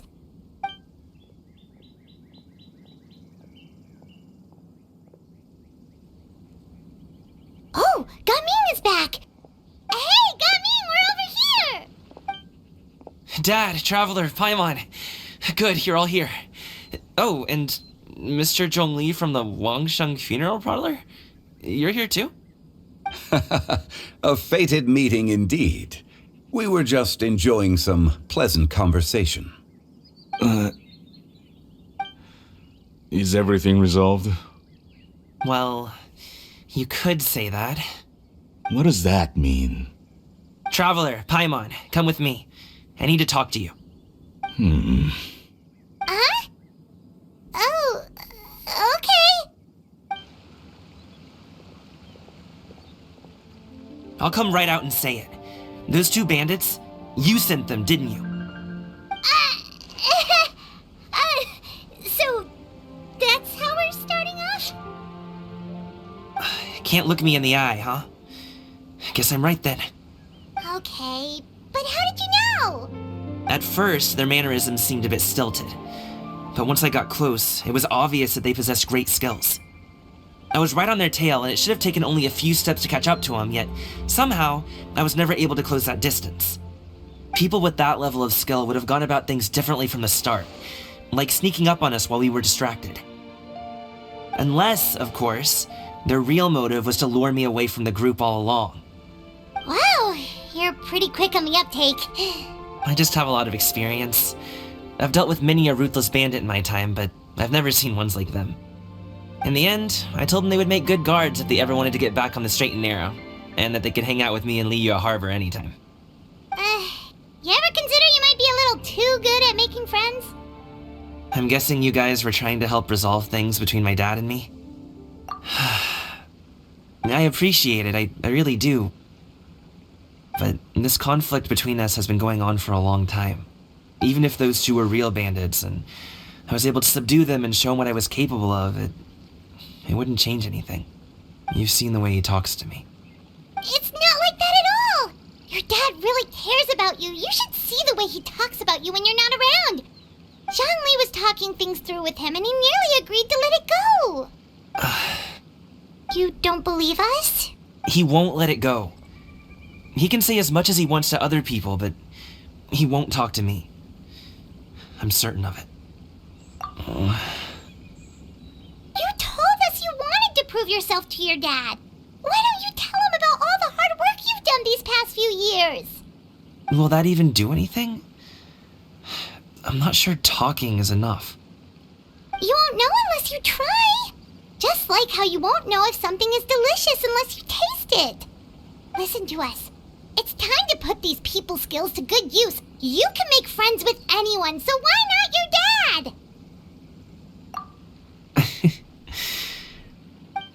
I'll do my best. You are very knowledgeable, Mr. Zhongli.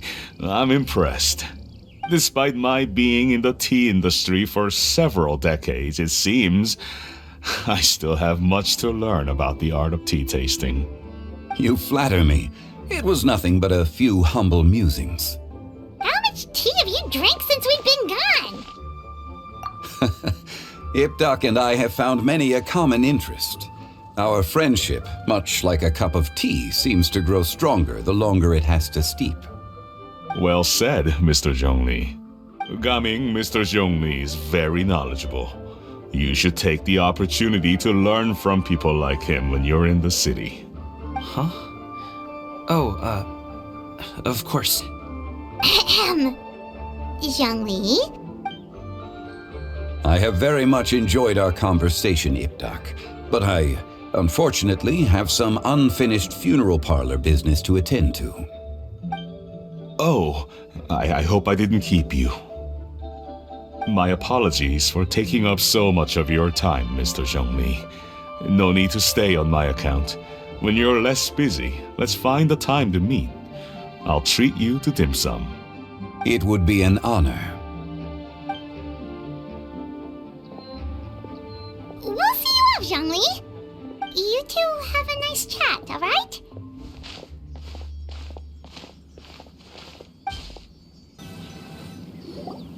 Thanks for helping us talk things through with Uncle Ip. Good thing you were able to pick up on what we were putting down. I have been around the both of you for some time now. You could say I have a certain level of expertise in that regard. As for my role in the conversation, think nothing of it. I hardly did anything noteworthy. You never change, do you? Why did you have us walk all this way? Paimon thought we just had to go far enough to be out of earshot. A friend approaches. Hello. So, you're here too? I've been here the whole time. A ghostly kite. Could that elusive Director Hu be coming to Wangshu Inn once again? What is she doing here? I suppose it matters not. Given her relationship with Rex, well, Zhongli, I might as well go pay my respects.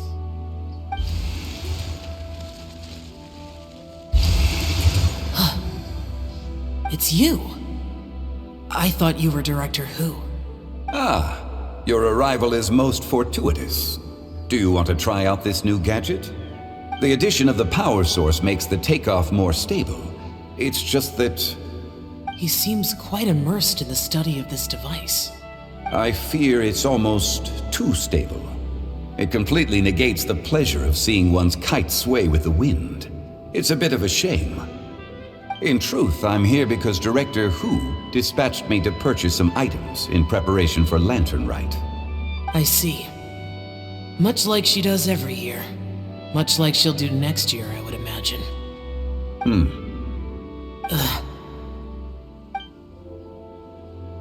Am I wrong?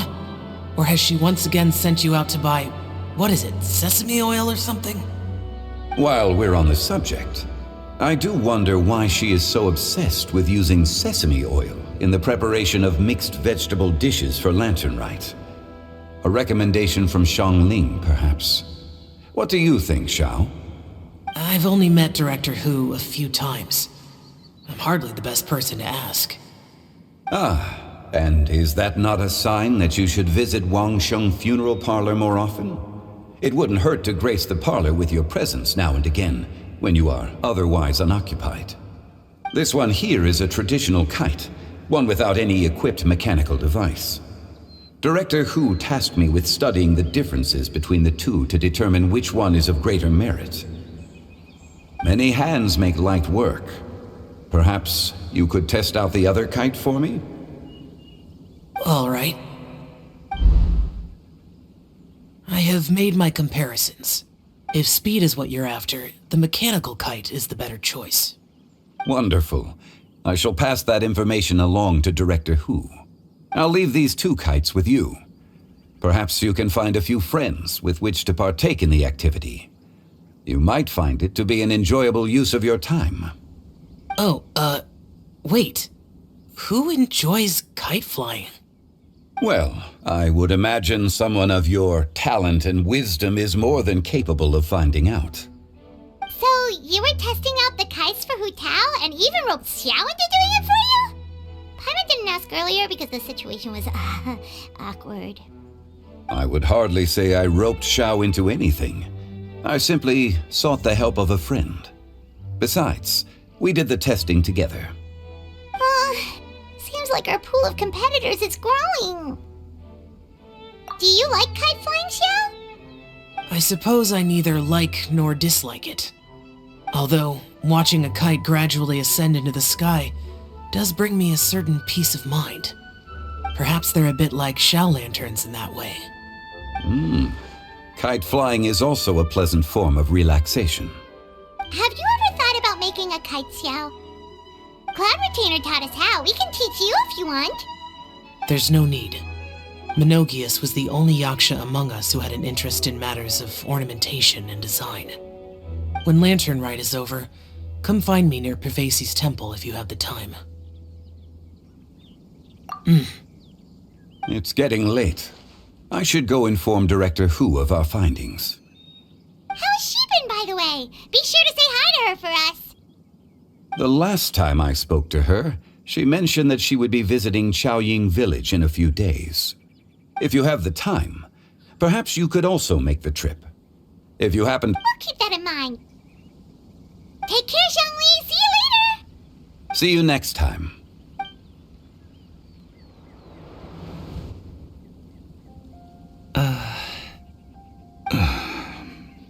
Coming.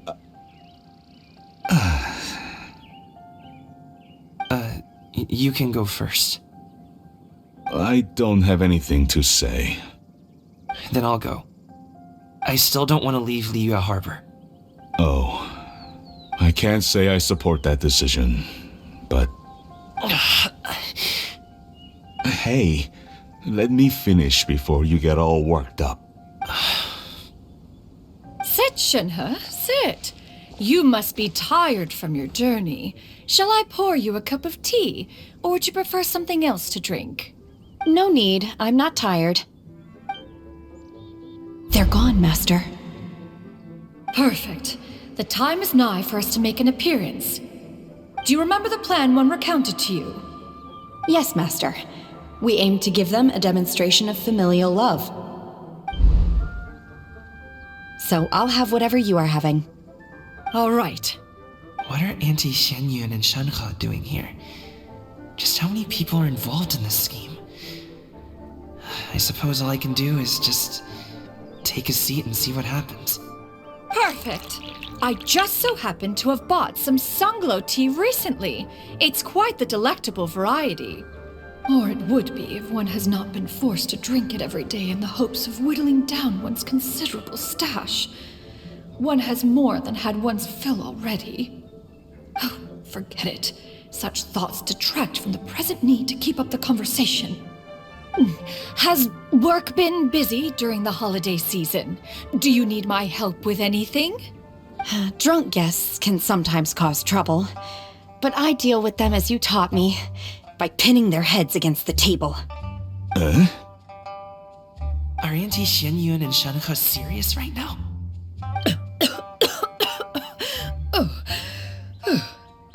Oh dear. While one was busy orchestrating this act, one seems to have forgotten about Shen He's What I meant to ask was, have you made any new friends? We live so far from each other. It would be a great comfort to me to know you are surrounded by good companions.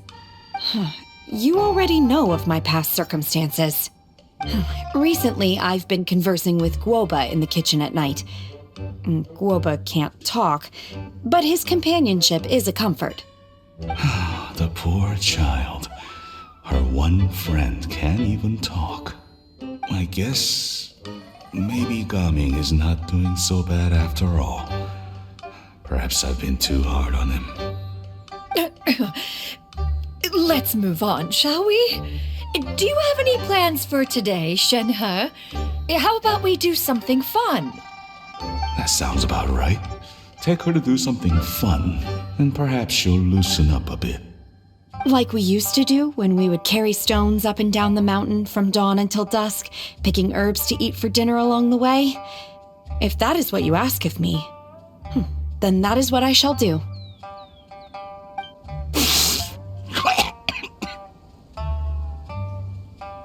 Dad, here, have some tea. Or no, wait, let's not have any just yet. Yeah. I simply can't listen to that any longer. Gaming, I'd like to finish what I was trying to say before. I don't support your decision to stay in Liyue Harbor, because living there is too hard on you. If you come home, there will be people to help you. I'm not saying we have to live under the same roof. I know our personalities are too similar to avoid butting heads. But you'll have your entire family around you.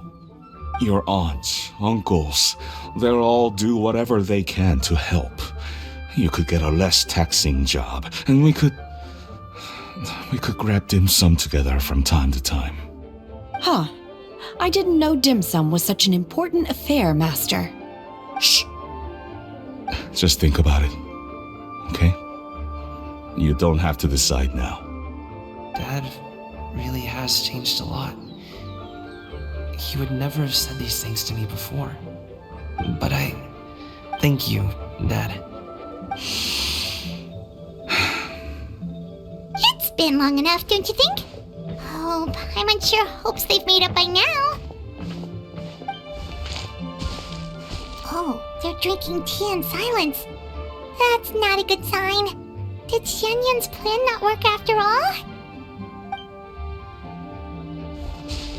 Hey, you two! Paimon's sorry we were gone for so long. We got to chatting with some friends and didn't realize how much time had passed. Perfect timing, actually. We seem to be just about done here. Yep, let's go. I'll get the bags.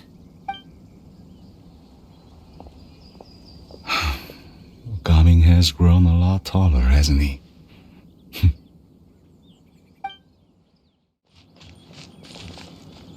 Master, did I say something wrong earlier? I tried to go along with your questions, but when I saw how you and that man reacted, I started to wonder. Not at all. Certain unforeseen variables may have presented themselves along the way, but the outcome proved favorable. The plan was a success. Then I helped? Naturally. Your purity of spirit is one of your greatest strengths, Shen Hэ. You need not change who you are.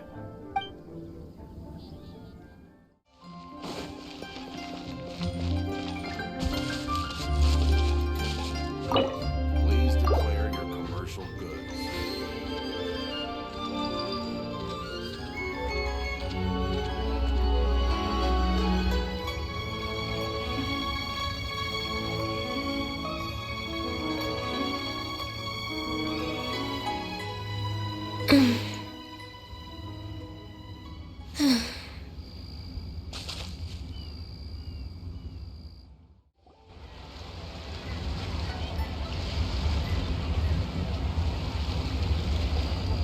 You must be Mr. Ip! Thank you for coming all this way. My name is Charlotte, and I'm a reporter from Fontaine. You can find me writing for the Steambird. I invited you here not just to purchase your fine tea, but also with the hope that you might be willing to sit down for a short interview. What do you say? An interview? To advertise my teas? My I suppose you could think of it that way. We Fontanians are big tea drinkers too. The Fontaine Market. Then I'll need some time to adequately prepare. Perhaps we could sit down and discuss the questions you intend to ask in advance. Of course, of course. Please follow me. Is this person also involved in your plan? And here I thought I had lots of connections. I suppose I've been humbled. You sure know all kinds of cool and important people. Over here! Yoo-hoo! Over here! Huh? What? Auntie Shen Yun? She probably wants to talk about the next phase of the plan. Let's go while your dad is still distracted. I take it that all is going well? Don't worry, Shen Yun. Everything is going according to plan. I knew it. I knew that was all an act earlier. Auntie Shen Yun is really something. She was so determined to help me. She didn't even care about making herself and Sheng He appear foolish in front of my family. She truly knows how to look out for others. As for the next step... Oh no! What's wrong, Gaming? Don't tell me you're the ones footing the bill for all that tea. I can't let you do that. Fret not. Reimbursements will be made. Exactly! Think of it more as an investment, as Ningguang would say. We pulled together the Mora so that Charlotte could place the order. She's gonna bring it back to the Steambird as a gift, as well as a sample of the regional specialty. Fontanians will probably fall in love with your dad's tea as soon as they lay their eyes on Charlotte's article. And once all the money from the new orders begin to roll in, getting our Mora back will be a piece of cake. Oh, okay. Business-related matters always seem to go over my head, but I refuse to let you all lose more on my behalf. I'll pay you back right now. We can talk about such matters at a later date. There are more important matters for you to consider at the moment, are there not? Yes.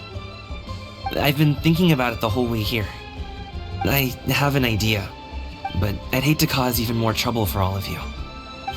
That is for us to decide. Yeah, we're all friends here. Plus, we wouldn't be here if we didn't want to help, right? Just tell us about this idea of yours. Okay. So, it's...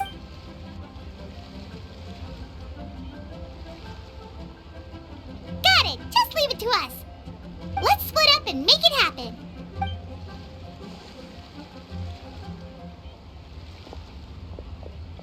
We need to do those things we talked about, but we also still have the kite flying competition.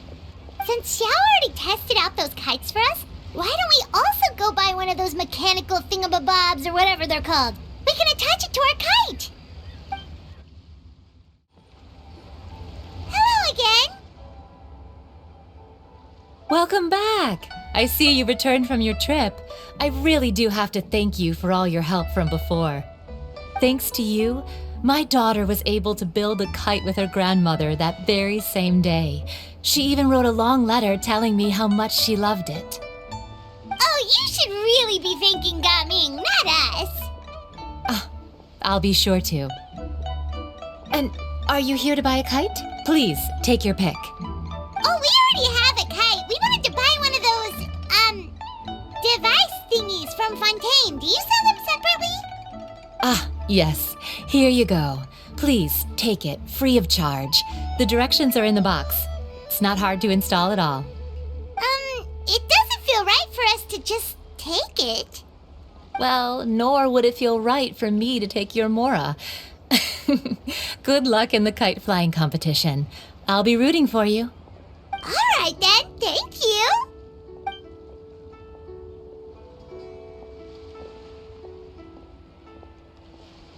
Phew, it's done. Let's get down to business.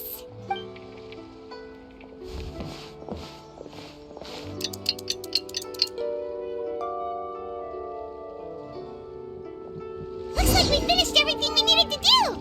Let's find a good place and put this thing into the sky.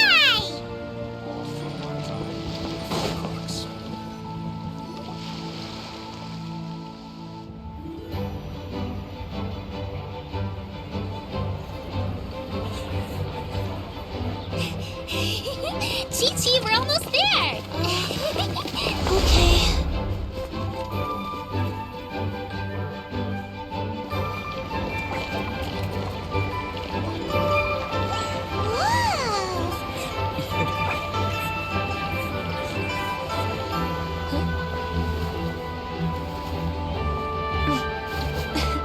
Come here, allow me.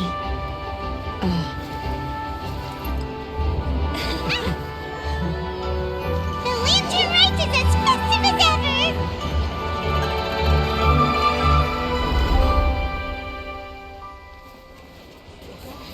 Huh? Oh, what's going on? Did something happen? What should we do? Oh, should we get the Millilith?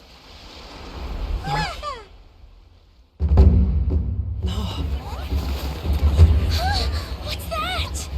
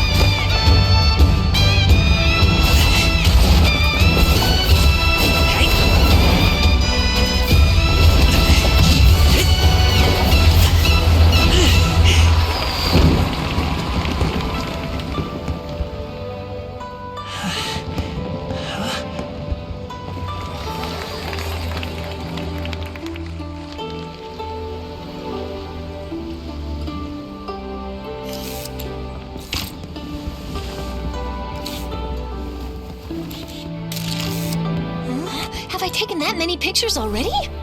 I need to load more film.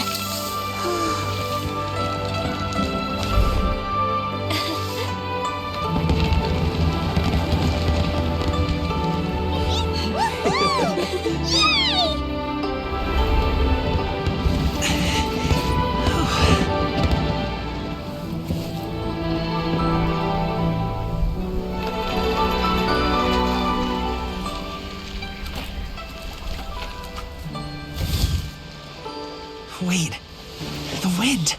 Oh my gosh! Mommy, I want a big kite like that too! Do you see that kite way out in front? It's so beautiful!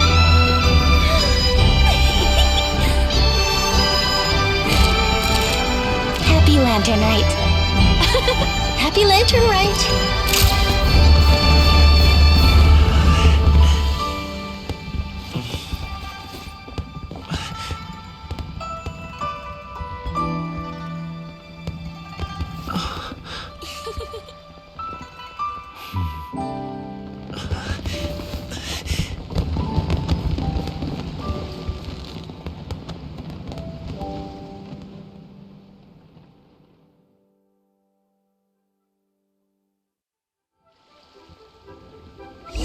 Performance was so cool, Paimon almost wanted to join in! You saw that, right, Traveler? Let's go find him! Oh! He's over there! Talking to his dad!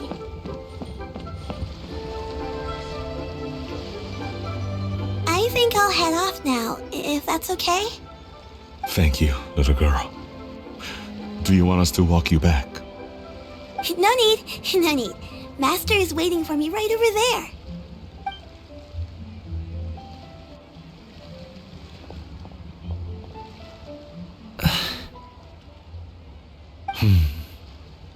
Son. I suppose I'll go first this time. Okay. Your performance I've seen many wushou dances in my time, but I've gotta admit, what you pulled off there was breathtaking. Wow. I never thought I'd live to hear you say that. You're serious about doing this professionally? Absolutely. I know it'll be difficult, but... Then it doesn't matter. What I mean to say is, of course it'll be difficult. But if that's your decision, if that's your dream, then it doesn't matter how difficult it is. As long as you put in the work, then any obstacle can be overcome in time. Really, when I was young, I also... Actually, how about we save that story of my past for another time? All I really want to say is, I've changed my mind.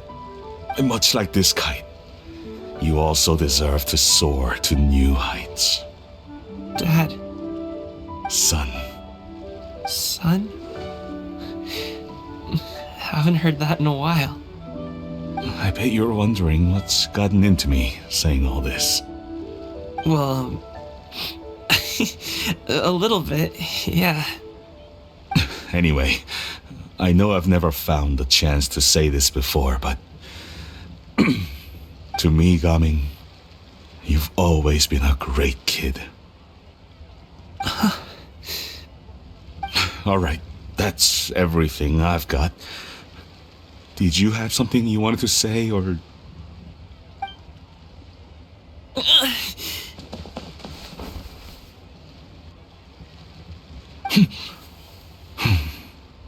Seeing the two of them talk things through like this really gives Paimon a sense of accomplishment. Now go. Over there.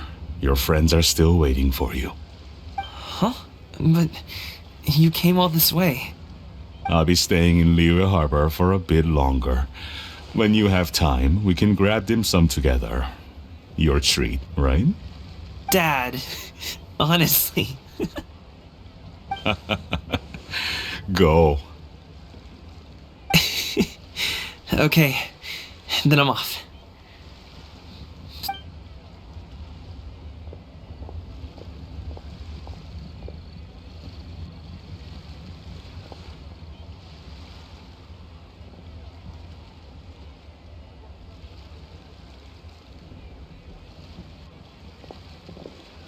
That's quite the smile you've got there, Gaming. Really? It's nothing to be embarrassed about. I'd like to find and thank Auntie Shen Yun, as well as everyone else who's helped me out. If everyone has time, maybe we could all get together and go fly a kite.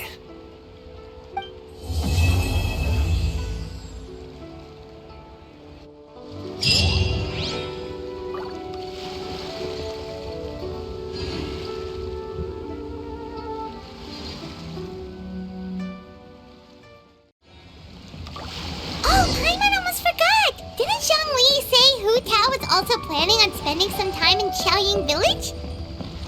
We didn't have anything else to do today, right? Why don't we go have a look around? Maybe we'll run into her.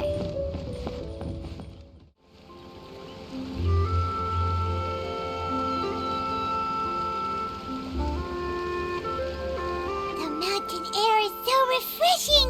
It makes Paimon feel like she could float around all day and never get tired. Cream! Gummies! Fuel fruit! Huh? Did you hear that? Sunshine! Blue skies! Good vibes! Right? So Paimon wasn't just hearing things. That voice sounds really familiar. Well, we've got the time. Why don't we go check it out?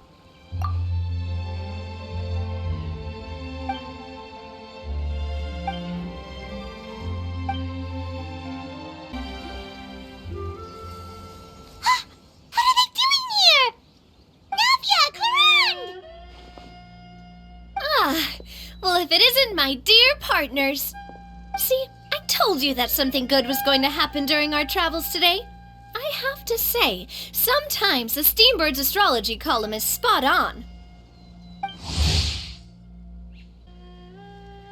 It's just your lucky day. Are you guys also here to catch the festivities? Oh, and that reminds me, Happy Lantern Rite! Happy Lantern Rite. Happy Lantern Rite to you too! Wait, if you're here for Lantern Rite, then what are you doing on top of this deserted mountain?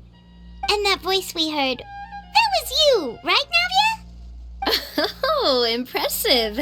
You could tell it was me from that far away. You've got good ears. That or your voice is just really loud. Well, of course it is. After all, I'm a boss. Indeed. I suppose it's an asset. Sure is! Having a loud voice is a handy tool when it comes to communication. Wait. That wasn't even Paimon's point. Paimon just wants to know why you two were shouting from the top of this deserted mountain. There was something about almonds, maybe? And buell fruit? Ooh, is it some sort of secret code? No, it's not a code. The words are meaningless. Perhaps, but the act of shouting was very meaningful indeed. That's just what mountain climbers do, right? After all the hard work it takes to make it to the top, as you stand on the summit looking out at the vast scenery, it's not easy to resist the urge to release those emotions. Exactly. You get me, partner. I was afraid that it would cause a disturbance, so I asked the locals around here, and they said it was fine. Apparently most hikers like to shout when they get to the top, so the locals are used to it by now. So, you see, it's not just me. I guess everyone shouts from the top of a mountain at some point in their life. Speak for yourself. When you're stressed, don't you ever just get the urge to do something for no reason? Not really. If I ever get stressed, I just go hunting. Oh, that's a pretty good way to relieve stress. What I choose to hunt depends on my mood. Huh? Anyway, why don't you two give it a try? Shout anything you want. It's a real stress reliever. As long as Paimon has clothes on her back and food in her belly, Paimon doesn't think there's any stress that needs relieving. Oh, I bet you guys are just too embarrassed to let loose. No need to be shy. Even Farina was shouting from the top of this mountain earlier. Huh? Did Paimon hear that right? Farina's also here? In Chun? Believe in your ears. It is indeed as you heard. Actually, the reason we climbed this mountain in the first place was also because we heard the sound of shouting. Yes, we could just about make out someone yelling things like, "Help me!" and "What should I do?" So we hurried up here to check it out.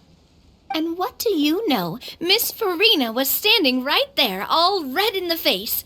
She practically sprinted back down the mountain the minute she saw us. That reminds me. I believe what she actually said was, "So help me, I will figure out what I should do about this script." So, you could actually hear what she was saying? Why didn't you say so earlier? I thought someone was really in trouble.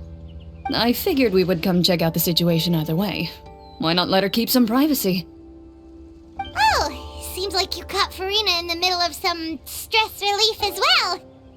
She probably would have never thought... No, she definitely would have never thought she would run into anyone she knew all the way out here. I think so. We ran into Nervalet on the way here as well, but he was already on his way back, so they probably weren't together. What? Nervalet was here too? What was he doing here? It couldn't have been for vacation. I think it just might have been, actually. But apparently he only stayed for half a day before heading back. He's a very busy man. Nervalet is not the type to take much time off. Taking even a half day for himself is already a huge step in the right direction. Didn't Charlotte publish an article on the Liyue tea industry recently? Maybe he was inspired to come buy some tea after reading that article. You know, just like you were. My situation is completely different. I'm here because I was asked to accompany you. The tea purchase is simply an added bonus of this location. You Fontanians and your tea drinking. Oh, it's not for me. I lost a bet with Ridesley, and now I have to buy him something. It was just a spur-of-the-moment sort of bet. Ridesley gets really invested in that sort of thing, but he couldn't care less about what he wins in the end. You could give him mint plants that you plucked from the side of the road, and he wouldn't even— If only he was that easygoing when it came to talking business. In any case, I'm pretty sure the tea you bought is this region's specialty. What is it called again? Nervalette even mentioned it earlier. Yes, that's the one. You didn't really buy 10 boxes, did you? Please, do I look like someone who would fall for that sort of marketing trap? That reminds me. You guys said you only came up here because you heard my voice, right? I hope it didn't put you out. You must have had other plans for the day. Oh, that's right. Who tell? A few days ago, we heard that a friend was going to be in Chaoying Village, so we decided to come and see if we could run into her. Oh dear. We've been chatting for quite some time. I'm sorry for keeping you. That's good. We should probably head out and look for Hu Tao. No need to stay on our account. We just got up here, so we're gonna stay around for a little longer. Go and meet your friend. We can meet up in Chaoying Village later. Sounds good. We're gonna head down the mountain then. See you later! Chaoying Village is known for its tea, but you know what else they have with tea? That's right, dim sum! Didn't Gaming say something about dim sum being eaten in the morning? Oh, Paimon wonders if we can still get some at this time of day. Oh, well that's fine too. Paimon doesn't care what kind of tea it is as long as it comes with some tasty snacks. Now let's see what kind of yummy things we can find around here. Paimon's not seeing things, is she? Is that Farina standing between Zhongli and Hu Tao? Wonder what they're talking about. Zhongli knows a lot of stuff. Maybe he's telling Farina about Chaoying Village. Oh, or maybe Hu Tao is trying to rope Farina into being one of her clients. Hey, this isn't the Fortress of Meropide. But Paimon could be convinced for the right price. Let's say loser buys the winner 3 huge bowls of seafood kanji. Since Zhongli is there, Paimon bets things are pretty tame. It's decided then. Paimon votes for tour guide Zhongli. Alright, no time to waste. Let's go see who's right.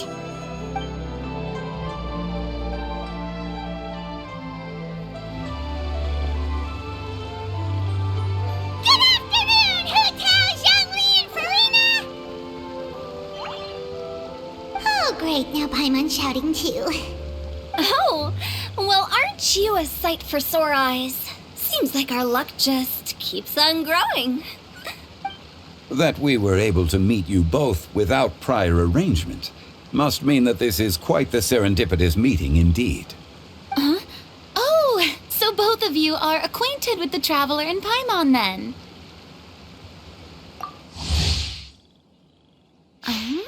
Looks like someone's learned a thing or two from Zhongli. I must admit, I am a bit surprised to see you here, Traveler. But seeing as you're a hero who's been all over Teyvat, it makes sense that you would be well-traveled and well-connected.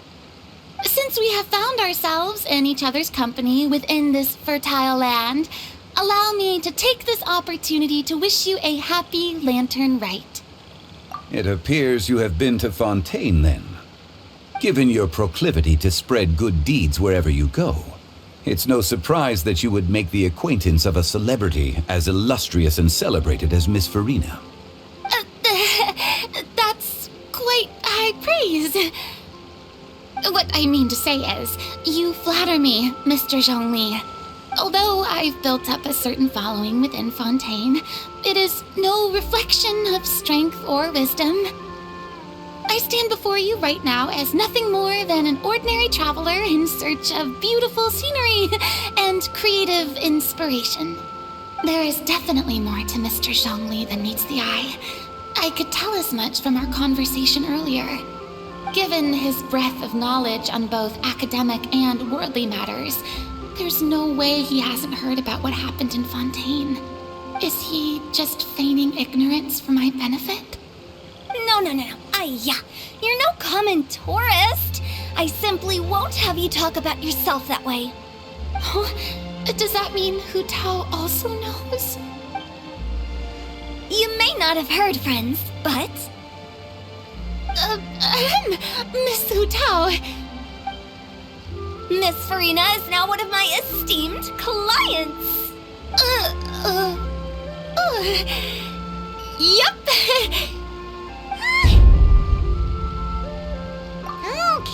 Okay, you win. Guess Paimon will have to break into the hidden stash at the bottom of her shoe. What's this about winning something? Don't tell me. You two were placing bets on us. We just saw you guys standing on the side of the road and couldn't help but take guesses as to what you were talking about. Oh, I see. That means you, my friend, must have guessed that I was trying to promote my business to Miss Farina. That I do, my friend. What was Paimon's guess then? Paimon thought Zhongli was showing the newbie around. By newbie, you mean me, right? If that's the case, then Paimon's guess was also correct. Oh, that's right. Mr. Zhongli was telling me about some great sightseeing spots in the area. You see? Paimon was right too! Since both of our guesses were right, there can't be a winner or a loser. Hey, don't be upset, Traveler. How about this? You buy Paimon a bowl and Paimon will also buy you a bowl. As for the third bowl... Since I was the subject of the bet, perhaps it should go to me? You know, as a congratulations for the huge deal I just struck.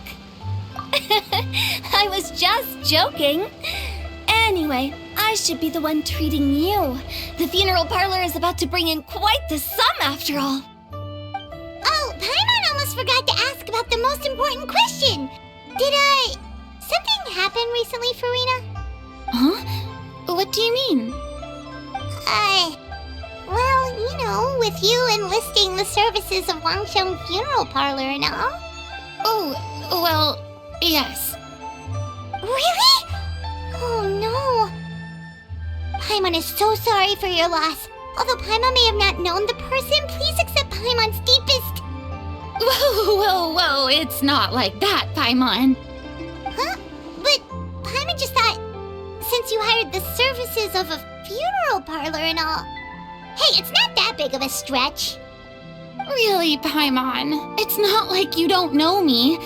Do I look like I know anyone who would ask me to coordinate their funeral?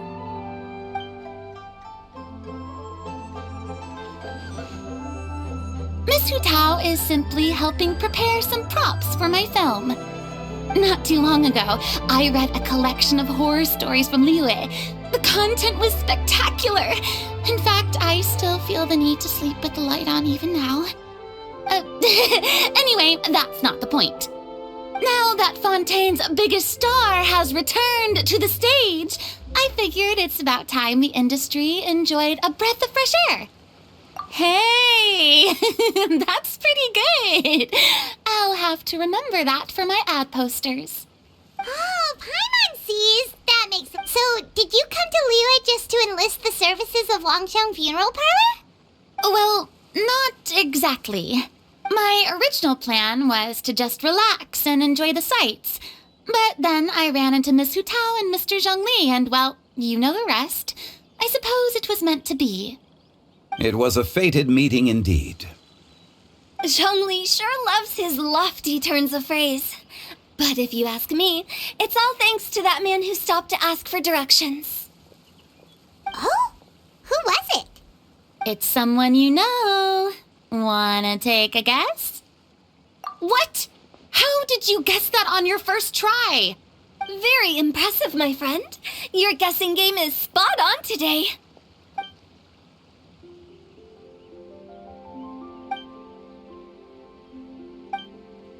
Huh.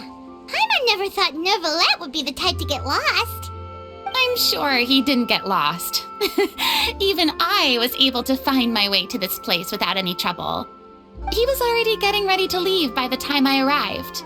He just wanted to ask someone about the quickest way to get back to Fontaine. Yup, that's exactly what he asked. This area is full of mountains and rivers. It's normal to not know the fastest route. So, were you the one that pointed him in the right direction, Hu-Tao? Of course. I'm also a guide of sorts, you know. So naturally, I also have a great sense of direction. But speaking of your friend... What about him? He doesn't get out much, does he? No wonder. He was stiff as a board and way too polite. I would have never guessed he was here on vacation if you hadn't told me. All in all, he was only here for half a day. I'm pretty sure he's the only one who would consider that to be a vacation. Oh? This gentleman you speak of must keep a demanding schedule. I'm sure he does. You didn't see him, but he was dressed like he was about to attend some important meeting. It wasn't anything like what someone would wear on vacation. Is that so? Wait, you didn't see him, Zhongli? Unfortunately, no. At the time, it appeared as if Director Hu and Miss Farina were having quite the productive conversation. I know matters of business can take much discussion, so I decided to fetch some tea for them. What a shame. That gentleman seemed like a sophisticated sort of guy. I actually think you two would have hit it off. Is that so?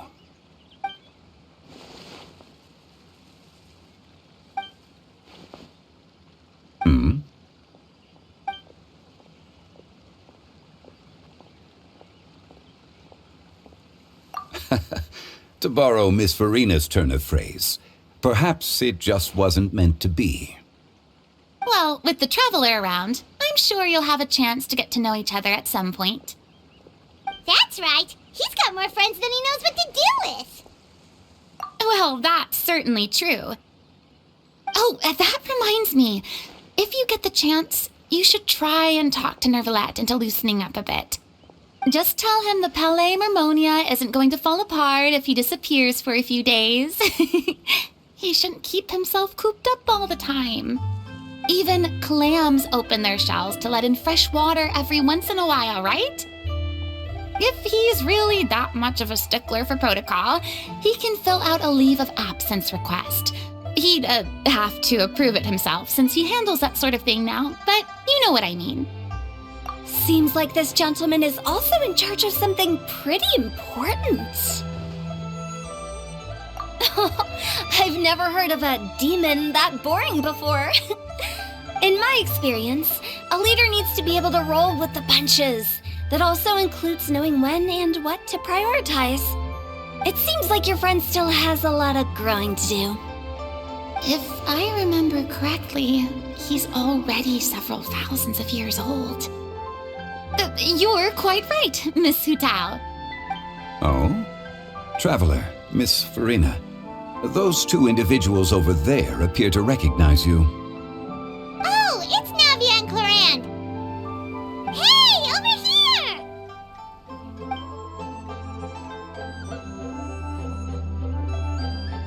We saw you all chatting over here, and we're wondering if we could join in. Please, excuse the interruption. Oh, so polite. No apologies necessary. Any friend of the Traveler and Miss Farina is a friend of mine. Ah, straight to the point. I like it.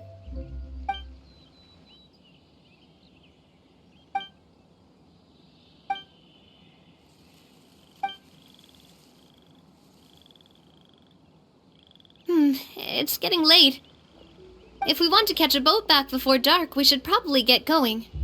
Indeed. Then, Miss Farina. Oh, yes? When are you planning to head back? Do you need us to escort you? Oh, I don't think that will be necessary. I mean, you're not my subordinate anymore. You don't need to look after me. I didn't mean it that way.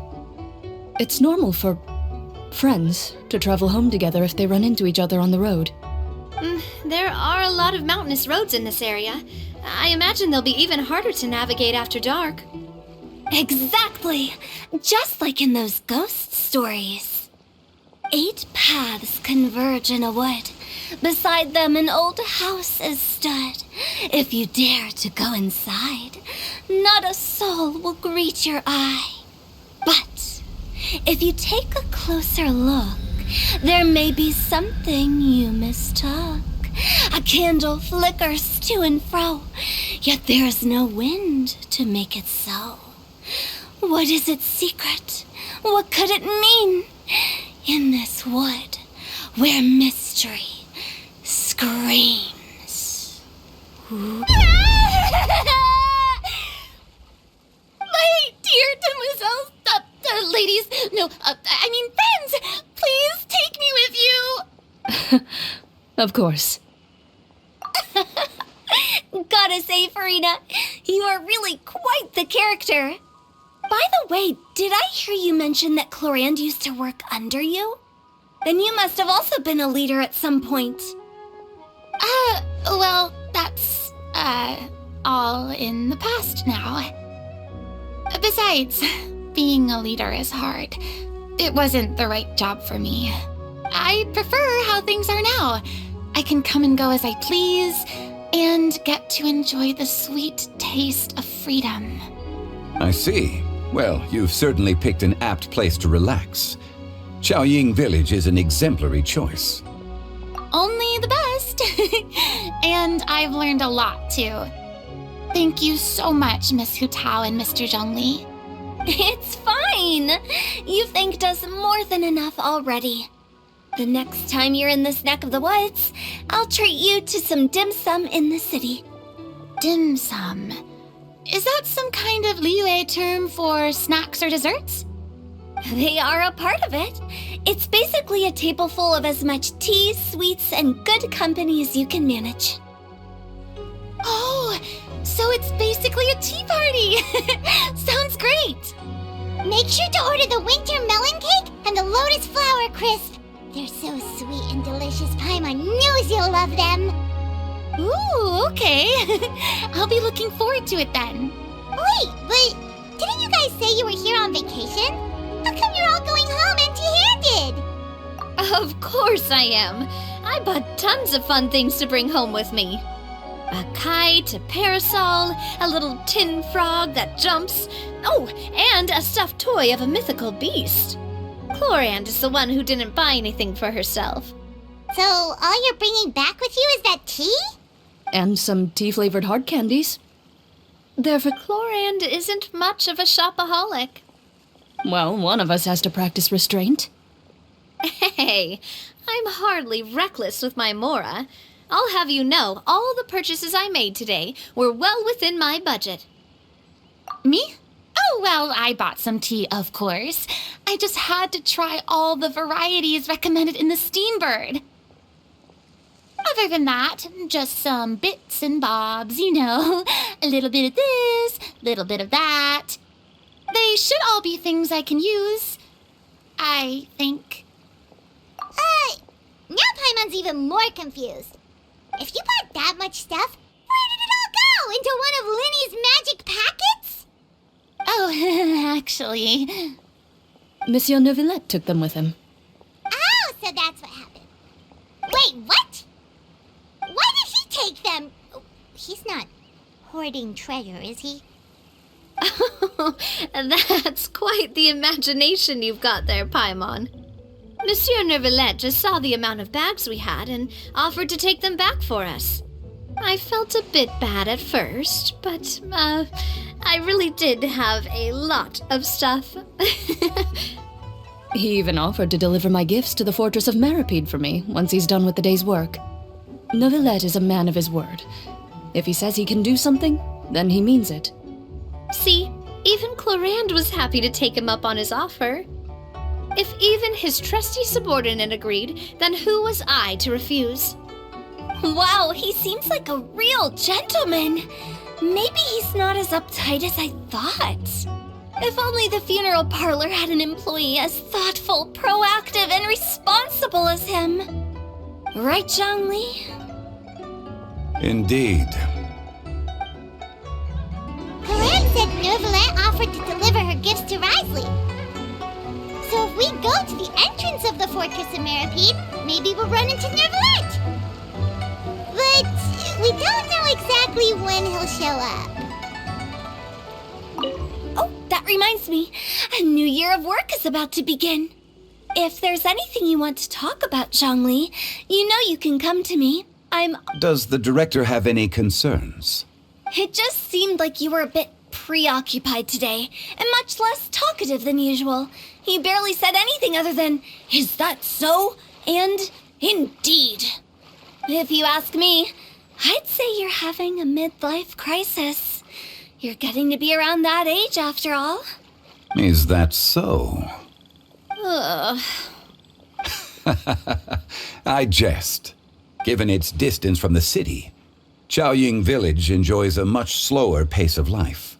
Surrounded by such peace and tranquility, I also seem to have developed a proclivity for inactivity. I apologize for making you worry. I see. What do you think, Traveler? Is this atmosphere putting you in a lazy mood too? Wow, you are getting really good at these kinds of lines. Indeed.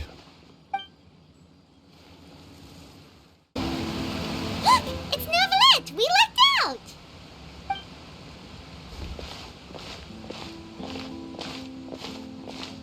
Oh, it's you. It has been some time since our last meeting. Few people frequent this location. Since I was able to conclude my work early for the day, I thought I might take a walk and avail myself of this area's peace and quiet. You call this early? Do you always work this late, Neuvillette? Strictly speaking, that depends on the agenda for the day. I am hardly bereft of time, however, so working late is of little consequence to me. Really? If you have so much time on your hands, then why did you only go to Chaoying Village for half a day? First, I should clarify that I was referring to my lifespan, rather than the time at my disposal on any given day. Second, I was unaware you possessed knowledge of my trip to Chaoying Village. I see. Thank you for informing me. Yes, they have been safely delivered. I have to hand it to Clorande. Just a simple gift delivery, and she has the great and mighty Udex at her beck and call. I was just passing through. It was merely an act of convenience. All right. Then I hereby confirm receipt of the goods on behalf of the staff of the Fortress of Meripede. A verbal receipt of confirmation? Is such a formality really necessary for a small matter such as this? Guess not. This quantity of tea, though, seems a little excessive for a gift, don't you think? Before you know it, they'll start accusing me of taking bribes. About that. Much of that is my own excess, I'm afraid. Oh? Why? What happened? It was buy 10 boxes, get half off. That explains it then. Well, go ahead and leave them to me. I'll get through this stash as fast as I can. You have my thanks. Oh, there's something else I'd like to give to you. This is a stone slate, engraved with a symbolic design. While that is an apt description, it is in actuality a legal codex. A legal codex, huh? Before the advent of modern writing utensils, information was recorded on stone slabs such as this. The law was no different. Okay. Since ancient times, the scales of justice have symbolized the fairness and impartiality of judiciousness. As a tribute to that sentiment, this slate was designed after a traditional legal codex and engraved with a symbol instead of text. During my travels recently, I chanced upon a roadside stall offering tourists the opportunity to try their hand at the ceramic arts, so I decided to have a go. We joked with Clorande some time ago about gifting you a legal codex. So, here you go. So that's what this is about. I did not expect you to remember it as well. In any case, I hope this can be considered as a reasonable attempt to join in on the banter. It is a very good attempt. I suppose I shouldn't be surprised. Even your sense of humor centers around the law. That's an impressive level of commitment. Well, a gift of this significance deserves to be put on display, and I know just the place. Front and center in the fortress's showroom. Ah, surely there's no need for such a grand gesture. Just kidding. I don't have anything like a showroom. But we do have a storage room. We can put it next to all the mechanical parts Sijun has collected. That sounds good to me. So that's what you were doing in Chaoying Village. Indeed. Of course, while I was there, I also took the opportunity to taste the local spring water. The aftertaste is much purer than what I have delivered to me in Fontaine. It stands to reason that the long-distance transport has a tendency to imbue the water with extraneous emotion.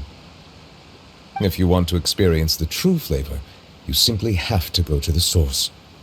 Perhaps I should organize some time off to do the same elsewhere. Then we are of the same mind. It appears my desire is justified. If you say so, but you know you don't have to justify a vacation, right? You can just take one. After all, you're hardly bereft of time. You can do whatever you want. You're quite right. I suppose I suffer not from a lack of opportunity, but rather a lack of inspiration. However, after reading a few articles about Liyue's holiday traditions, the idea popped into my head and made itself quite at home. Seeing as I was free of responsibilities for the morning, I decided to depart at once. Refreshing. My spontaneous outing seemed to inspire quite a few other spontaneous decisions as well. Take, for example, my foray into ceramics. At first, soil from the ground is granular and unforgiving, but add the right amount of water, and it becomes soft, moldable, and able to take shape. In the past, I never thought about how quotidian vessels were crafted, but now I have participated in their very making. This is also something I made today. That's a ladle? Paimon thought it was supposed to be some long-necked sea creature. That was indeed one of my inspirations. Really? You like it? To tell you the truth, given your unexpected arrival, I find myself quite unequipped to give you the welcome you deserve. Around such an important holiday such as this, human custom would dictate that gifts should be in order. But I'm afraid this is all I can offer. If you'll have it, that is. That is precisely why it would do me such a great honor if you accepted. You are most welcome. Happy Lantern Rite.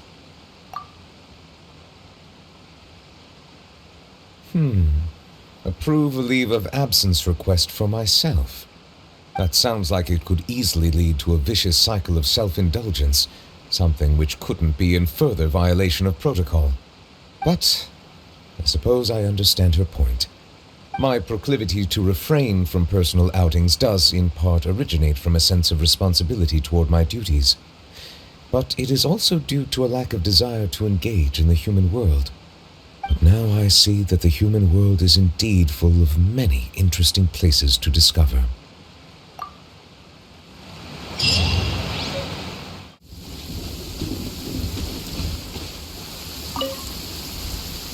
Traveler, being in the city isn't the only way for me to appreciate the lights and beauty of Lantern Rite.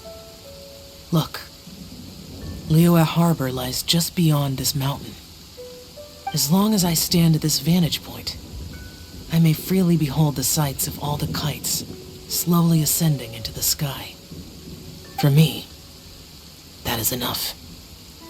I invited you here because there is something I would like to do. I want to release a shell lantern, and I'd like you to be there for it. Yes, I apologize for its crude appearance. I have little skill in that regard. You are very kind, as usual. All right. It's time.